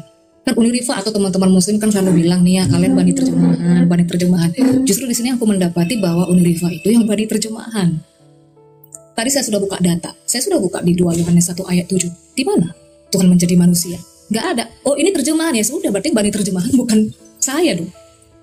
Justru kami itu tidak mau menjadi bani terjemahan, makanya kami lakukan metode hermeneutik critical text. Saya bertanya kepada Unirifa, kita sekarang bicara hermeneutik di dalam Islam, teologi Islam itu ada hermeneutik, ada metode. Kristen juga. Sekarang kita mau pakai metode apa? Coba. Salah satu metode hermeneutik itu kita masuk ke dalam critical text. Saya tidak memakai hanya terjemahan. Saya memang harus mengakui objektif, ada banyak sekali human error dalam terjemahan. Jadi ketika Unirifa ini 2 kali saya hitung untuk membawa terjemahan, berarti Unirifa itu ya memang bani terjemahan. Bukan sayanya, bukan Kristennya, kan begitu. Itu satu. Kedua, tentang gunung yang diperanakan. Ya. Ini bagaimana metode Unirifa ini melihat ayat Alkitab itu kan bukan hanya 1-2. Kita harus bisa melihat connecting dots, benang merah antara pasal 1 dengan pasal lain. Apakah ada gunung itu disebut monogenes theos? Apakah gunung itu disebut Ehe Aser Ehe yang di Ulangan 6 ayat 4? Jadi nggak cocok gitu, nggak apple to apple, maksudnya disandingkan dengan Yesus, ya kan? Oke, yang ketiga, saya langsung masuk ke dalam substansi aja biar nggak usah terlalu banyak retorika. Ketiga, kami tidak pernah mendapatkan di Alkitab, ya Allah itu nama, nggak ada. Interlinear, nggak pernah, ya kecuali begini, kecuali mungkin ada teman atau Unirifa bisa memberikan data di dalam Alkitab kami interlinear atau dalam perspektif Ibrani. Kebetulan saya mempelajari waktu Ibrani dan saya juga punya teman dari Mesianik, ya mereka convert ke Yudaisme, tapi sama pahamnya. Belum pernah menemukan Allah itu adalah nama, kecuali teman-teman atau Unirifa bisa memberikan. Nah, ini yang Ulangan 6 ayat 4. Itu Yahova, makanya kami itu berangkatnya di Yahova ini, Unir. Itu proper name. Sebenarnya itu dijadikan nama. Bukan nama yang nama personal nama pribadi, personal name itu ya Yahshua, Yesus. Itu. Terus yang terakhir, last, tentang Rab. Tadi Uni bilang Rab apa artinya? Mereng. Penguasa. Apalagi? Pengatur. Mengurus. Ya, Yesus disebut Rab dong. Kalau misalnya Rab memang artinya itu, kita satukan ada banyak ayat Alkitab. Penguasa, itu di Roma 10 ayat 9. Yesus itu penguasa. Pengatur, itu ada di Efesus 1 ayat 11-12. Yesus itu berarti Rab dong. Mengurus, itu ada di Mazmur. Kalau memang itu arti Rab. Jadi, jangan memakai standar ganda begitu. Kalau memang Rab artinya itu, kita samakan perspektif. Dan kalau memang ada ayatnya, ya berarti itu adalah Rab. Mau dibilang dia tuan kurios, enggak masalah. Memang dia juga kurios. Mau seperti itu, mau majikan, seperti bos, enggak masalah. Tetapi kan selain itu, apakah dia adalah Yahova itu? Nah itu, kita jangan berhenti di situ aja. Bisa nggak terima bahwa Yesus adalah Rab itu? Oke, gimana Uni? Oke, saya kembali ke kata Rob. Belum ya, bentar. Dia juga misunderstanding ya, saya ulangi. Mungkin masukan untuk Ibu Pendeta, siapa tahu ke depannya menyebut dalil, mungkin bisa dibantu untuk dibacakan. Nanti saya stop waktunya, biar redaksi dari ayat tersebut bisa dipahami oleh para penonton. Silakan dilanjut Uni. Ya, jadi saya sudah jelaskan. Saya sepakat kata kurios itu kalau dipadankan dengan kata Rob nggak masalah, karena Rob juga bisa sayyid. Saya kan berdoa ini, Robbayani Saghiro, ada kata ni yang di belakang untuk merujuk 2 orang karena orang tua saya itu sepasang. Nah, tidak masalah. Yang saya kritisi bukan Rob itu. Kezia nggak nangkap. Anda yang tadi tuh kognitifnya tuh nggak mengerti dengan saya maksud. Anda mengatakan bagi kami adalah Allah itu adalah generic name. Saya minta dasarnya mana? Loh, kok Anda bawa Rob? Yang saya bahas Allah kok. Kok bawa-bawa Rob? Yang bahas Rob itu siapa? Justru saya menjawab bahwa Rob itu kalau dipadankan dengan kata kurios itu oke, no matter. Nggak masalah saya. Ya, yang saya tuntut adalah ketika statement Anda, saya ingin menanggapi statement loh. Jangan lari dari statement. Apain bawa Rob? Saya membahas Allah itu dasarnya mana, bahwa Allah itu adalah generic name. Kalau Anda bicara Allah, Eloah, Elohim silahkan. Tapi kalau kata Allah itu siapa yang ngajarin? Tulisan dalam kitab Anda itu A, L, L, A, H, double L-nya. Kalau Allah ya pakai satu aja, Allah gitu. Seperti bahasa Ibrani yang kata Allah itu adalah artinya sumpah serapah. Alif lam ha. Nggak apa-apa, silakan. Saya minta perspektif Anda itu dasarnya apa? Saya tunjukkan kalau Allah, lafaznya yang kalian bacakan tanpa ditafkim itu pun salah. Bahwa kata Allah dari alif lam ha itu merujuk kepada nama. Datanya saya sudah tunjukkan tadi, kamus Oxford. Loh, saya tidak bahas tentang Rob.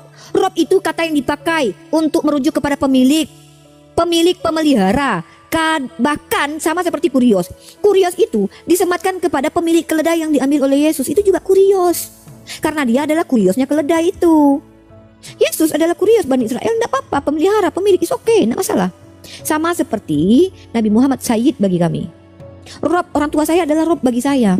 Makanya saya berdoa, kama Rob bayani saghira. Tapi kalau bicara Robbul Alamin, itu bukanlah manusia. Jadi apa dulu yang dirobkannya ini? Firaun juga dikatakan Rob, karena dia pemilik budak. Nah, saya mempermasalahkan kata Allah yang Anda katakan adalah generic name itu, saudariku. Jangan lari ke Rob. Apa pula urusannya dengan Rob? Beda lah. Rob dengan ilah beda lah. Katanya beda. Dalam Islam itu tidak ada ambigu seperti itu. Jelas penekanannya. Nah, kalau memang Yesus itu bukanlah manusia, maka bagaimana dengan pernyataan? Kalau saya lihat ya, Anda bilang saya bani terjemahan. Justru saya heran dengan kalian umat Kristen. Mana terjemahannya yang paling benar? Tadi Yohanes berapa tadi? Sorry, saya ini ya. Yang saya tanya, mana yang benar? Karena kalian punya perspektif masing-masing gitu loh. Yang satu mengatakan ini. Nah, ini contohnya tadi. Barang siapa yang tidak menerima Yesus datang sebagai manusia, dia adalah antikristus. Apa bahasa Yunaninya ini? Yang Anda sampaikan juga terjemahan. Nah, ini bahasa Yunaninya. Nah, kita lihat apa definisinya secara terjemahan di sini. Nah, di sini, kita lihat di sini. Di sini SARX di sini bahasanya. Terus kita lihat daging juga, manusia juga, jasmani juga, dunia juga, lahiriah juga. Yang mana satu? Kalau Anda bicara daging, ini juga terjemahan. Anda akan bilang ini daging, itu salah satu terjemahan. Masalahnya terjemahannya bukan cuma satu itu. Terjemahannya ada banyak nih. Nih. Daging juga, manusia juga. Dari mana Anda mengatakan bahwa cuma daging terjemahannya lalu manusia salah? Jasmani salah. Jadi ketika Anda menjelaskan bahwa Anda bukan umat terjemahan, justru Anda menerjemahkan sesuatu yang dari tanda ini bahasa Yunani. Makanya tolong pakai linguistik. Tunjukkan kepada saya bahwa definisi bahasa Yunani bahwa barang siapa yang mengaku Yesus itu datang bukan sebagai manusia, maka dia antikristus. Tunjukkan kepada kami bahwa definisi manusia yang diterjemahkan itu salah. Bukan manusia ini. Bukan manusia sama sekali. Terjemahannya salah. Saya cuma tuntut kepastian itu. Bahwa ternyata salah satu terjemahannya merujuk pada manusia itu salah besar.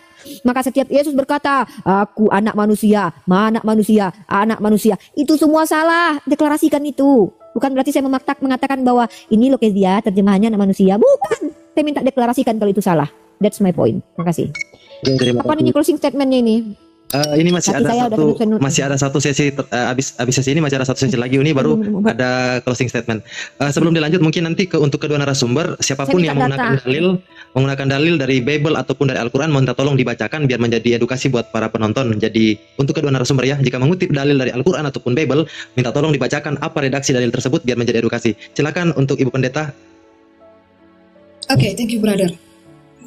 Saya bolak-balik harus bertanya begini ya, apa metode hermeneutik yang mau Uniriva pakai? Ya, saya tidak tahu apa metode hermeneutik ketika teman-teman membahas Al-Quran. Ya, tetapi kalau di Alkitab itu ada yang namanya salah satunya adalah selain critical text itu melihat konteks.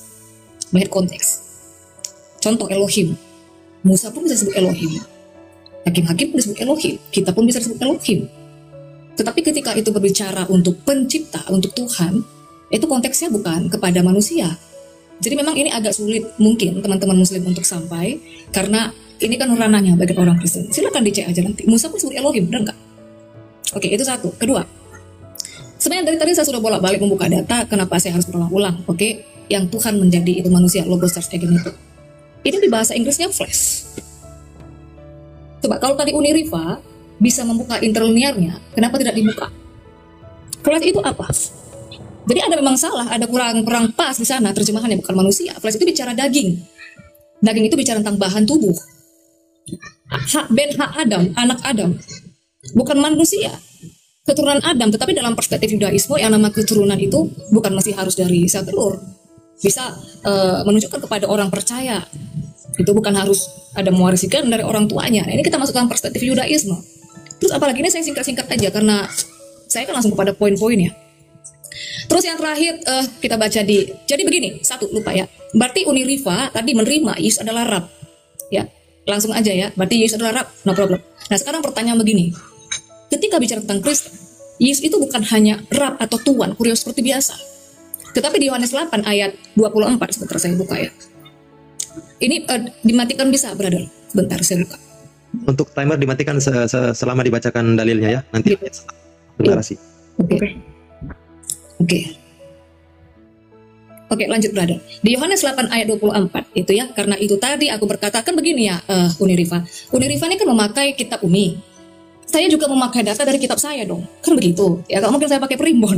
Oke, di Yohanes 8 ayat 24. Karena itu tadi aku berkata kepadamu bahwa kamu akan mati dalam dosamu, sebab jikalau kamu tidak percaya bahwa akulah dia, kamu akan mati di dalam dosamu. Stressing pointnya akulah dia. Itu sama seperti di perjanjian lama di Yesaya 43 ketika Yahweh atau Yahova bilang akulah dia, ego emi anihu, itu kata kerja ya. Nah, jadi Kristen itu bukan bicara Kristus itu hanya Rab, tetapi apakah dia Yahova, sebenarnya itu nggak usah dicari apakah dia kurios segala macam. Iya, Musa pun disebut kurios, tuanku gitu kan, sekarang memanggil tuanku. Tapi dicari apakah dia adalah Yahova yang dinubuatkan dalam perjanjian lama, itu yang penting. Nah, keempat, saya justru minta tadi kepada Uniriva, di dalam perspektif Kristen atau orang Ibrani, baik dari Alkitab, interlinear, saya belum pernah menemukan Allah itu nama. Maka kalau di dalam perspektif orang Muslim, Allah itu namanya silakan. Tapi kami berangkat dari Tuhannya Musa. Jadi sudah saya tunjukkan di Ulangan 6 interlinearnya, Yahweh atau Yahova. Stressing point berangkatnya dari sana, Uni. Ya kalau misalnya dari kalian itu menganggap Allah itu namanya silakan. Di kami belum pernah ada, kecuali kan saya minta nih, kalau Uni bisa menunjukkan Allah itu adalah nama di tempat kami. Itu. Oke, silakan ditanggapi Uni sebelum langsung kita. saja ya, langsung saja ini. Satu ya, Kezia. Kalau yang mau dikritisi itu apa yang distatementkan. Kalau saya tidak pernah membuat disclaim, besarkan kemaluan wajah saya yang cantik luar biasa ini. Jangan dikritisi hal yang tidak saya statementkan. Kecuali saya pernah menstatementkan bahwa Allah adalah nama Tuhan di perjanjian lama. Baru tanya sama saya, mana buktinya Uni? Justru saya mengkritisi pernyataan kalian. Bahkan jangankan menjadi nama, kata Allah sebagai entitas apapun tidak ada di kitab kalian. Tapi kok berani-beraninya kalian katakan Allah itu adalah generic name? Ini yang aneh. Itu yang saya kritisi, statement bahwa Allah itu adalah generic name. Nah, Allah adalah nama dalam kitab sucinya umat Islam. Saya tidak pernah mengatakan kitab yang dikarang Matius, yang dikarang Esther, yang dikarang konon katanya Musa menuliskan bahwa Allah adalah nama Tuhan. Saya tidak pernah klaim itu. Ya, yang dikritisi dari saya adalah klaim. Tolong. Makanya lucu ketika teman-teman Kristen menggunakan kata Allah, lakinya tuh alif lam lam ha, alif a l l a h, yang diambil dari alif lam lam ha bahasa Arabnya gitu loh. Dari mana itu perspektif itu bahwa itu adalah gelar? Kalau Elohim katakan Elohim, kalau Eloah katakan Eloah, kalau Allah katakan Allah, begitu loh. Etisnya diskusi, ya. Nah, satu itu. Yang kedua, kalau Yesus adalah Rob, saya tanya sama Kezia, Yesus Rob apa? Jangan semua Rob itu disamakan. Pemilik keledai yang diambil Yesus adalah Rob juga, tapi Rob keledai. Fir'aun juga Rob. Rob budak-budak karena dia punya Rob. Kan arti Rob itu, Rabba itu artinya adalah pemilik, pemelihara dan penjaga. Maka Fir'aun punya budak, dia dipanggil Rob pada masanya. Tapi kita bicara Rabbul Alamin, itu bukan Yesus, bukan mama saya, bukan Cahyono, tapi hanya Allah Rabbul Alamin, pemilik pemelihara alam. Sejak kapan Yesus adalah pemilik pemelihara alam? Ada aja Kezia. Tuh ya. Mama saya juga Rob. Tapi Rob siapa? Robnya Rifa, Rabbanya Rifa. Gitu. Nah, saya tuh bicara, Anda bicara bahwa pakai hermeneutik apa Uni? Loh, kenapa nggak konsisten dengan pernyataan Anda? Hermeneutik yang Anda gunakan adalah pendekatannya menggunakan tradisi Ibrani. Lah. Tradisi Ibrani, tradisi Yahudi, Rabini, Bani Israel dan nabi-nabi Bani Israel. Mana tradisinya seperti yang Anda jelaskan dari tadi, saudariku? kalau menggunakan pendekatan hermeneutik. Saya minta data dari tadi, penjelasan tentang Yesus only, penjelasan tentang nih Yesus bukan daging. Oke, kita bahas nih, Yesus bukan manusia tapi dia adalah daging. Daging. Dia adalah daging yang punya mata, punya hidung, punya telinga, yang disebut sebagai manusia komplit, disunat hari ke-8. Sejak kapan bisa dikatakan daging aja itu? Jadi dia daging berjalan gitu. Dalam terjemahannya betul, become flesh, become daging. Realitasnya daging aja gitu. Jadi selama ini daging teronggok gitu dia. Daging punya mata dia. Daging punya hidung, daging punya tulang, daging punya kelamin. Yang disebut manusia. Sejak kapan Yesus cuma daging? Ada-adanya. Punya darah dia. Punya tulang, punya mata, punya lambung. Buktinya dia makan ikan goreng. Ditusuk lambungnya, keluar cairan. Ada lambungnya. Bisa dikatakan daging. Terus yang menempel di kulit Yesus itu, di daging Yesus itu daging juga. Bulu-bulu matanya itu daging. Itu namanya penistaan.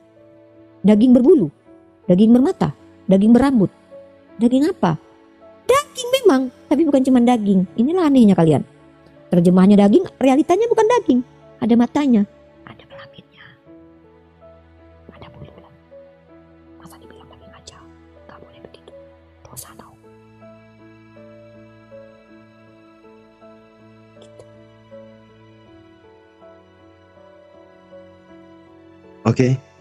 Oke, langsung saja ke Ibu Pendeta untuk menyanggah pernyataannya Uniriva dan juga menjawab pertanyaan Uniriva. Silakan Ibu Pendeta. Saya seperti sudah berdebat dengan Trinitas. Narasi bolak-balik berulang-ulang. Jadi daging apa? Daging yang bagaimana? Oke ya. Tadi Uniriva bilang begini, siapa yang bilang dia bukan daging kalau nggak salah ya? Ya memang dia bukan, memang dia daging. Memang dia daging. Terus daging apa? Di awal tadi saya sudah jelaskan. Mungkin ini bisa lagi dirinci supaya lebih diingat lagi ya, supaya lebih konsentrasi. Manusia itu bicara tentang pengelompokan makhluk hidup. Daging itu bicara tentang bahan. Tubuh ini bicara tentang body, soma, bentuk, shape, kerangka. Daging ini bahannya.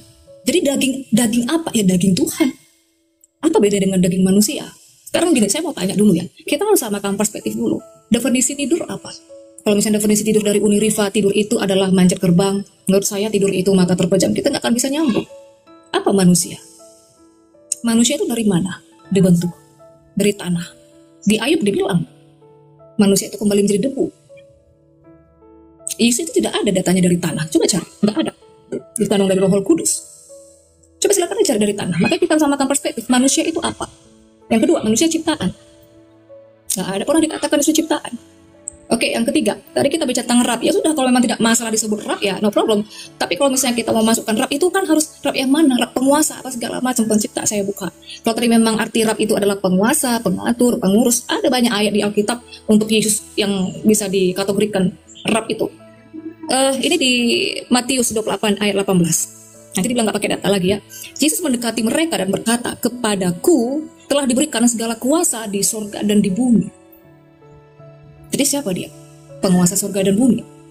Itu satu. Kalau memang rab itu artinya penguasa, pemilik, masuk ke kategori ini Yesus bisa disebut rab. Penguasa itu, pemilik itu. Kedua, di Filipi, saya buka sebentar ya brother ya, bisa dimatikan sebentar. Filipi 2. Aduh, saya sudah mulai agak oyong ini ya. Filipi 2 ayat 10 sampai 11. Ini 3 dimensi loh. Saya bisa tunjukkan gambar, tapi nanti termakan sebentar. Filipi 2 ayat 10 sampai 11. Supaya dalam nama Yesus bertekuk lutut segala yang ada di langit, yang di Samayim. Apalagi yang tertinggi di langit sana, tidak ada kan? Di langit dan yang ada di bumi, dimensi manusia yang terikat ruang waktu ini, dimensi bumi, dan yang di bawah bumi. Di bawah bumi itu Seol, dunia orang mati. Saya tunjukkan gambar Seol. Di 3 dimensi ini, semua itu bertekuk lutut di dalam nama Yesus. Jadi kalau dibilang rab itu artinya penguasa, bisa dong. Yesus itu adalah penguasa. Pemilik langit bumi. Nih. Jadi bawah bumi ini Seol. Tempat Tuhan. Kita anggap aja Tuhan secara umum lah. Ya, atas siapa lah kita bilang ya ini. Yang di atas. Ini kita. Di bumi. Seol ini di bawah. Di kalian itu di alam barzah kalau tidak salah. Jadi kalau misalnya dia sudah menguasai yang 3 dimensi ini, masa dia tidak penguasa? Berarti Yesus itu adalah penguasa juga. Pemilik alam semesta ini. Pemilik universe ini. Kan begitu. Di Kolose 1 ayat 16. Kolose 1 ayat 16. Saya pakai kitab saya ya Uni ya, bukan dari mana-mana. Karena di dalam dialah telah diciptakan segala sesuatu yang ada di surga dan yang di bumi dan yang kelihatan dan tidak kelihatan, yang kelihatan dan tidak kelihatan. Kalau menurut ilmuwan, menurut sains, semua ini tercipta ini dari sesuatu yang tidak ada atau menjadi ada. Nah ini Kolose 1:16, dia itu pencipta, jadi bisa dong dia itu Rab sebagai penguasa. Makanya satukan definisi, kecuali Uni bilang Rab itu bukan penguasa, saya nggak bisa kasih ayat ini. Paham nggak Uni? Udah. Ada. Habis itu closing statement ya. Ya, ini Uni silakan ditanggapi, langsung diberikan waktu 5 menit untuk closing statement untuk kedua narasumber. Silakan Uni. Ya, ini kesalahan cara berpikir ya, kerangka berpikir dari teman-teman Kristen yang sulit membedakan secara ontologis atau hakikat. Mereka tidak bisa membedakan penciptaan pertama dari tanah dengan penciptaan selanjutnya yang bukan dari tanah. Emang sejak kapan kita dari tanah? Saya loh dari mani yang terpancar. Bukan tanah yang ada di dalam perut mama saya terus tiba-tiba saya terbentuk, bukan. Penciptaan pertama kali itu dari tanah, Adam. Nah, terus statement-statement bahwa Yesus adalah Rob, dia adalah pemilik, diberi kuasa, bukan berarti dia pemilik kuasa. Karena dia diberi. Saya diberi duit, awalnya saya tidak punya duit. Setelah saya diberi duit, maka saya akhirnya punya duit. Ada awal dari segala sesuatu yang saya miliki, maka itu tidak bisa dikatakan prima causa atau causa prima. Nah, itu baru klaimnya saja bisa saya kritisi itu. Klaimnya saja bisa saya kritisi dengan adanya pemberian kuasa, artinya bukan pemilik kuasa karena dia diberi. Nah, realitas konkretnya gimana? Nggak ada ceritanya Yesus pernah berkuasa di dunia, Mbak Keiza. Tunjukkan kepada saya. Jangankan berkuasa untuk seluruh alam hewan, cicak dan ternak. 12 murid yang dia pilih saja dia tidak mampu menyelamatkan salah satunya. Bahkan 2 diantaranya itu berkhianat. Gimana dia mau dikatakan berkuasa? Yudas yang dia pilih, bukankah 12 orang ini telah aku pilih? Salah satunya ternyata adalah iblis. 12 aja yang katanya tidak akan bisa merebut siapapun dari dia. Satunya tidak bisa diselamatkan, yaitu Yudas. Artinya dia tidak pernah berkuasa, tidak pernah jadi raja. Jangankan jadi raja, ketua RT pun Yesus tidak pernah. Minimal Kores lah, minimal Melkisedek lah, minimal Ibrahim, minimal Daud lah. Pernah jadi raja. Yesus tidak pernah jadi ketua RT. Apalagi berkuasa di dunia. Kalau cuma sekedar klaim aku berkuasa, aku bisa bilang kalau aku ini istrinya Yesus, pendeta, cantik, sayang. Tapi realitasnya mana? Nggak ada. Yesus mana pernah berkuasa di dunia? Di surga apa lagi? Datanya mana? Ini. Bukan saya yang bilang, Yesus yang bilang. Bagaimana mungkin orang berkuasa dikatakan seperti ini? Baca nih, dalam kitab Matius pasal 20 nomor 23 ya. Nih saya tunjukkan. Yesus berkata kepada mereka, nih ya, sorry, matikan waktu sebentar, saya agak lama ini. Matius 20 23. Aduh ya Allah. Kaki semakin kebas doi. Nah ini. Baca ini, Mbak Keiza, tolong jelaskan ini. Kalau sekedar klaim-klaim saya juga bisa mengatakan bahwa saya adalah pemilik seluruh bumi ini karena saya adalah istrinya Yesus. Tapi kan realitasnya kan tidak ada. Yesus berkata kepada mereka, cawanku. Mana dia tadi? Aduh, sorry bentar. Matius 20:23. Oh, salah pencet saya. Nih, ini kata Yesus nih, bukan kata Mbak Keiza. Saya lebih percaya sama Yesus nih. Yesus berkata pada mereka, cawanku, memang akan kamu minum, tetapi hal duduk di sebelah kananku atau di sebelah kiriku, aku tidak berhak memberikannya. Itu akan diberikan kepada orang-orang bagi siapa yang Bapakku telah menyediakannya. Loh, Yesus sendiri mengatakan dia tidak memiliki hak. Kok bisa-bisanya dia dikatakan berkuasa? Di dunia tidak berkuasa. Hansip Romawi aja hebat mengalahkan Yesus. Di surga tidak memiliki hak. Ada hal yang dia tidak bisa memiliki hak. Bagaimana mau dikatakan dia berkuasa? Kalau cuma statement, telah diberikan kepadaku kuasa seluruh bumi dan langit. Kores juga diberikan kuasa. Nih, bentar ya, mana datanya Kores ini? Kores telah diberikan kuasa juga. Matikan waktu sebentar, tolong biar tidak terbuang. Ini sebentar lagi closing statement soalnya.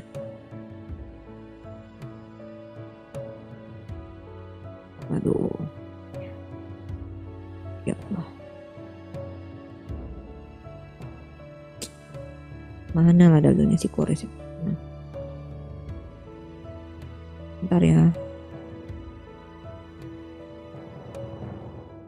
Bentar ya deh. Bentar ya Mbak Keiza.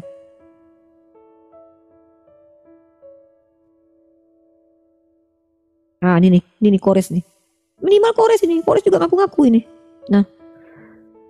Nih baca nih Kores. Ya gini. Segala kerajaan di bumi telah dikaruniakan kepadaku oleh Tuhan Allah semesta langit. Masih mending Kores, segala kerajaan diberikan kepadanya. Mana tuh? Nah ini. Jadi kalau kita bicara kuasa dari Tuhan, ya minimal Kores lah. Setidaknya Kores ya pernah menjadi raja lah. Yesus ngaku-ngaku diberi kuasa tapi tidak pernah jadi RT gitu. Gitu. Jadi Kores diberi kuasa seluruh kerajaan di bumi. Statement Kores itu dahsyat, seluruh bumi, seluruh kerajaan. Lah Yesus gimana? Kuasa apa yang dimiliki Yesus di dunia dan di surga? Di surga ada hal yang tidak bisa dia berhak melakukannya. Nah, diksi bahwa dia diberi kuasa itu sudah membatalkan bahwa dia adalah terima kausa itu. Ya. Nah, itu. Jadi Mbak Kezia, dari tadi yang saya tuntut kepada Anda adalah literatur yang bukan perspektif pribadi, tapi tidak apa-apa lah. Hermeneutik apa yang saya mau? Hermeneutik dari argumen Anda, statement Anda yang mengatakan bahwasanya semua perspektif Anda itu merujuk kepada perspektif orang Ibrani atau mungkin Nabi Bani Israel atau Yesus sendiri sebagai Nabi Bani Israel. Tapi dari tadi tidak saya temukan hal itu. Anda membawa dalil yang Anda interpretasikan sendiri dan bahkan berbeda pendapat dengan Kristen lainnya. Begitu. Kurang lebih seperti itu udah. Closing statement karena saya mungkin habis minum obat. Saya mengantuk. Pertanyaan saya itu tadi udah beberapa ya, dan apa pertanyaan saya yang belum dijawab sama Kezia? Kayaknya udah. Entar lupa saya. Ya silakan kita closing statement aja. Oke, terima kasih. Mungkin kita dengarkan dulu tanggapan dari Ibu Pendeta, baru kita lanjut ke closing statement. Oke, thank you Uni. Pendeta. Iya, thank you Uni Rifa. Saya catat beberapa poin ya, bahwa tentang Kores. Tidak ada pernah ayat yang mengatakan Kores itu namanya nanti di langit, di bumi, dan di bawah bumi itu semua bertekuk lutut di dalam nama Kores. Kerajaan di dunia, Majapahit juga raja di dunia, Singosari raja. Tapi apakah mereka raja itu di surga, di bumi? Nah, kita buka di Wahyu 1 ayat 8 ya. Itu dikatakan dia adalah raja, di atas segala raja, Tuhan di atas segala Tuhan. Lalu mana Buis itu adalah kausa prima di Wahyu 1 ayat 17 sampai 18. Aku adalah Alpha dan Omega. Oke, saya simpel-simpel saja. Terus bicara tentang ontologi ya. Dengan apa tadi, entitas ya. Ontologi itu kan bicara tentang keberadaan yang konkret. Tadi saya sudah sampaikan bahwa menurut orang Ibrani yang namanya konkret itu harus semua bisa ditangkap oleh indera. Itu ada di 1 Yohanes 1 ayat 1. Karena mungkin sudah mau akhir, kalau boleh disilakan aku membuka ayat boleh. Tapi kalau sudah memang mau berakhir, waktunya dipersingkat, bisa dibuka 1 Yohanes 1 ayat 1. Diraba, dilihat, didengar. Itu bagi orang Ibrani yang namanya konkret. Jadi tidak bisa abstrak gitu ya. Bicara tentang entitas atau keberadaan, ya dia sang ada. Itu di Ulangan 6 ayat 4. Yang saya buka tadi, itu keberadaan dia sang ada tuh, tidak ada lagi penjelasan penjabaran yang macam-macam. Kemudian apa? Oh ya, terakhir saja lah ya, biar cepat, tentang Allah. Ya memang, sebelumnya begini saya bilang Uni ya, kenapa Kristen yang lain berbeda-beda? Ya itu whatever lah ya. Ketika ini Uni Rifa berhadapan dengan saya Kezia, ya ini kita beradu ilmu dengan Kezia saja, dengan yang lainnya terserahlah mereka. Tetapi apakah ada yang pahamnya sama seperti Kezia, teolog-teolognya? Ada. Ya nanti bisa saya bawa kalau misalnya mau bukti. Oke, yang terakhir masalah kata Allah ya. Jadi kami juga ada beberapa kelompok Kristen ini yang tidak lagi menggunakan kata Allah, tetapi Tuhan. Karena kami memang berangkat di Tuhan ya, Yehova ya. Itu aja. Oke, kita langsung saja ke closing statement dari Uni Rifa. 5 menit untuk closing statement dan selanjutnya dilanjutkan oleh Ibu Pendeta Kezia. Silakan Uni Rifa. Ya, sebelumnya terima kasih buat Pendeta Kezia. Diskusi berjalan lancar walaupun saya dalam keadaan yang tidak maksimal seperti biasa on fire ya. Lagi tidak on fire karena cedera kaki dan saya pun dalam keadaan habis minum obat juga. Mohon maaf dan bermaksud merendahkan dengan cara seperti ini. Tapi kembali lagi yang penting adalah argumen ya. Kalau kita bicara realitas konkret, saya tahu realitas konkret itu berbicara tentang sesuatu yang konkret. Tapi kalau kita bicara tentang ketuhanan itu kita tidak bicara tentang Tuhan itu harus termaterikan, bukan. Tapi bagaimana memahami Tuhan itu harus realitas konkretnya harus ada.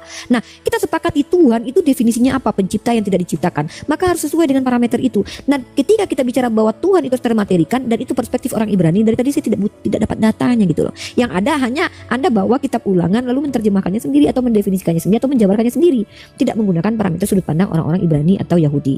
Itu apa yang harus saya tuntut sebenarnya dari tadi. Nah, tidak ada istilahnya dalam sains pun. Kalau Anda bicara tentang sains ya, tidak ada istilahnya sains pun mengatakan bahwa ada itu harus termaterikan. Karena segala sesuatu yang ada bukan berarti harus termaterikan. Segala sesuatu yang ada namanya itu ada sesuatu yang ada. Lalu apakah termaterikan? Tidak. Contoh, akal ada. Apakah termaterikan? Tidak. Lalu kenapa disebut-sebut? Kenapa dikatakan ada? Nggak bisa kita katakan secara filsafat, secara apapun ilmu, kaidah keilmuan, tidak ada yang menyepakati bahwa segala sesuatu yang ada itu haruslah termaterikan. Karena memang banyak yang kita sebut, yang kita anggap ada, apalagi kalau kita dalam ranah berteologi, berketuhanan. Nah, dan Anda mengatakan dari tadi berulang-ulang, orang Ibrani mengatakan segala sesuatu yang ada itu harus termaterikan. Loh, orang Ibrani mana? Anda tidak sebut satu nama orang Ibrani. Ya, mohon maaf ini. Bahkan Anda tidak sebutkan nama Paulus, kayak Matius, kayak Markus, kayak siapa, kayak gitu kan. Nah, kalau kita bicara kritik teks, nanti kita bahas apa betul itu Yohanes itu penulisnya orang Ibrani. Benarkah Yohanes yang menulisnya? Nah, jadi di sini adalah saya mengajak Anda untuk menjelaskan kepada saya secara kaidah ilmu. Pertama, buktikan bahwa ajaran yang Anda imani sekarang ini berasal dari sumber ring satunya, yaitu Yesus. Saya lakukan itu dari tadi. Tauhid itu sumbernya dari Nabi Muhammad, dalilnya ada dalam hadis. Kata tauhid itu adalah kata yang dikeluarkan oleh lisan Nabi Muhammad SAW. Itu. Yang kedua adalah dasar dari pengajaran Nabi Muhammad itu eksplisit ajaran Al-Qur'annya mana sebagai sumber yang menjadi patokan dasar kami. Ada dalam Qul huwallahu ahad. Nah, maka saya katakan bahwa konsep ketuhanan umat Islam itu bukan Tuhan yang terkonsep, tapi cara berketuhanan. Nah, dalam iman Kristen dari kemarin dari dulu mau oneness, Jesus only. Jesus only itu artinya hanya Yesus. Konsepnya seperti apa? Dari tadi saya tidak mendengarkan bagaimana konsepnya. Anda hanya menyanggah konsep-konsep yang telah hadir sebelum Anda datang berdiskusi dengan saya. Anda membantah Trinitas, Anda membantah konsep-konsep yang telah ada, tapi Anda tidak menjelaskan konsep Yesus only itu seperti apa. Anda mengatakan bahwa kami tidak mengakui Tuhan menjadi manusia tapi menjadi daging. Ya, konsepnya seperti apa gitu loh. Bahwa apakah Yesus satu-satunya Allah Bapa atau Allah Bapa adalah Yesus? Nah, bagaimana dengan ayat-ayat lain yang bertabrakan dengan konsep itu? Bagaimana mungkin produk pikiran tidak bisa dipahami dengan pikiran? Kalau bicara produk Alkitabiah tidak bisa dipahami oleh pikiran, tidak apa-apa karena itu produk Alkitabiah. Nah, jadi konklusi yang paling jelas dari saya adalah Islam itu jelas dasarnya. Pertama, bukan Tuhan yang terkonsep karena Tuhan itu adalah entitas yang tak terperangkap oleh ruang dan waktu. Tidak terindrakan. Tuhan itu infinite. Maka kalau ada yang mampu mengkonsepkan Tuhan itu bullshit semuanya. Karena kalau kita bicara tentang persepsi adalah apa yang muncul karena stimulus yang masuk ke kita. Sejak kapan Tuhan bisa menstimulus kita dengan menyentuh kulit kita? Pernah tidak Tuhan menyentuh kita, datang menyembah saya Tuhan? Tidak ada, bullshit. Bahkan orang Ibrani pun tidak percaya Tuhan itu bisa dilihat. Yesus pun berkata seperti itu. 1 Timotius pasal 6 ayat 16. Artinya apa? Maka dalam iman Islam tauhid itu adalah bagaimana cara menuhankan Tuhan. Itu terkonsep, tapi Tuhan tidak terkonsep. Allah pencipta akal. Bertuhan harus berakal, beragama karena agama untuk orang berakal sehat. Tapi Tuhan itu tidak bisa diakal-akali. Tuhan takkan pernah bisa masuk akal. Tapi agama Islam mengajarkan orang untuk memfungsikan akal. Jangan diakal-akali. Karena Islam untuk orang yang balik dan berakal. Begitu. Terima kasih.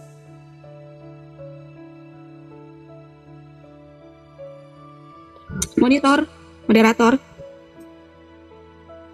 Ya, dilanjut ke Ibu Pendeta untuk closing statement.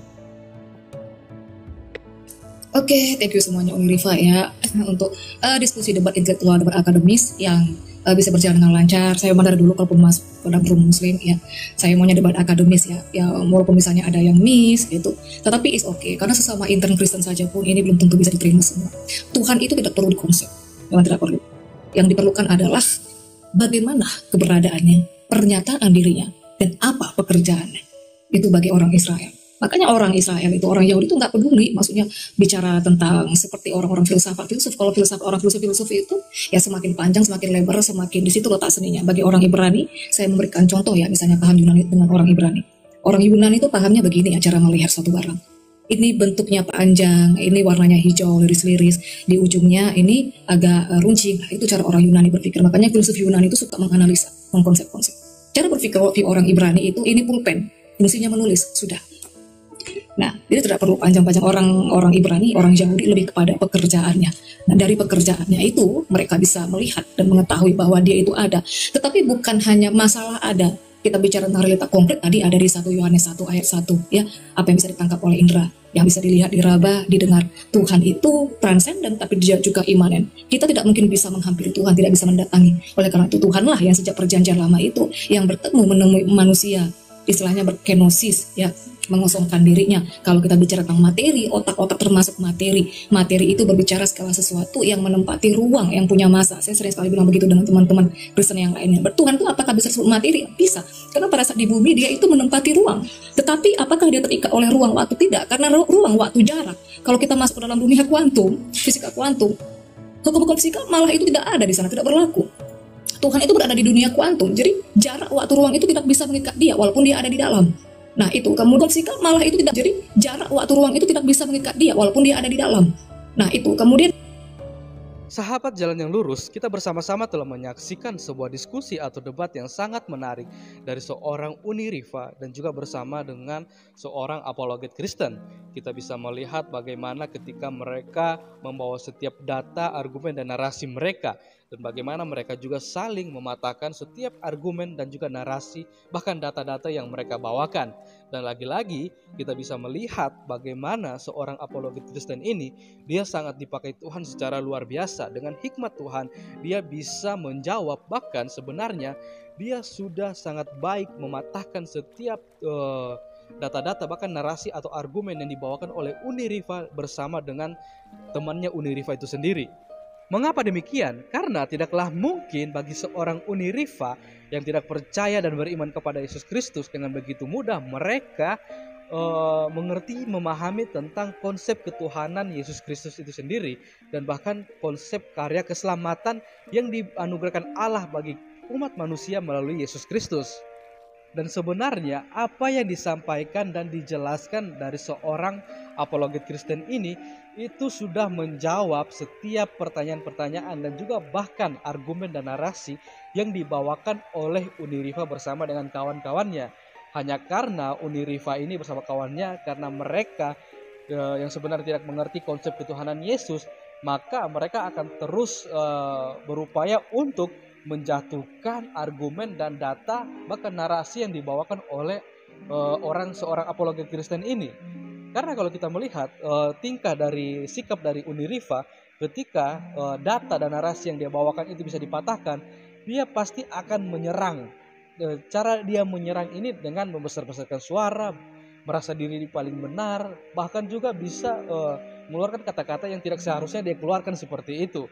Sehingga hal ini mengakibatkan orang yang ada di dalam diskusi debat atau debat itu menjadi terpengaruh dan akhirnya juga mengeluarkan kata-kata yang besar, sehingga membuat kericuhan di dalam diskusi atau debat ini. Dan ya, menurut saya secara pribadi, seorang Uni Rifa harusnya lebih lagi belajar tentang konsep karya keselamatan yang dianugerahkan Allah melalui Yesus Kristus dan juga konsep ketuhanan Yesus Kristus, supaya Uni Rifa ini bisa memahami apa maksud dan tujuan Allah mengutus Yesus Kristus untuk datang ke dunia menjadi pengganti untuk menebus dosa-dosa manusia. Dan kita terus berdoa untuk Uni Rifa supaya dia boleh melihat jalan yang benar yang ada di dalam Yesus Kristus itu sendiri. Maka dari itu kita berdoa supaya seorang apologet Kristen ini boleh dipakai Tuhan secara luar biasa untuk menjadi berkat dimanapun dia berada. Dan sekian video dari saya di hari ini. Sampai berjumpa di video saya selanjutnya. Tuhan Yesus memberkati kita semua.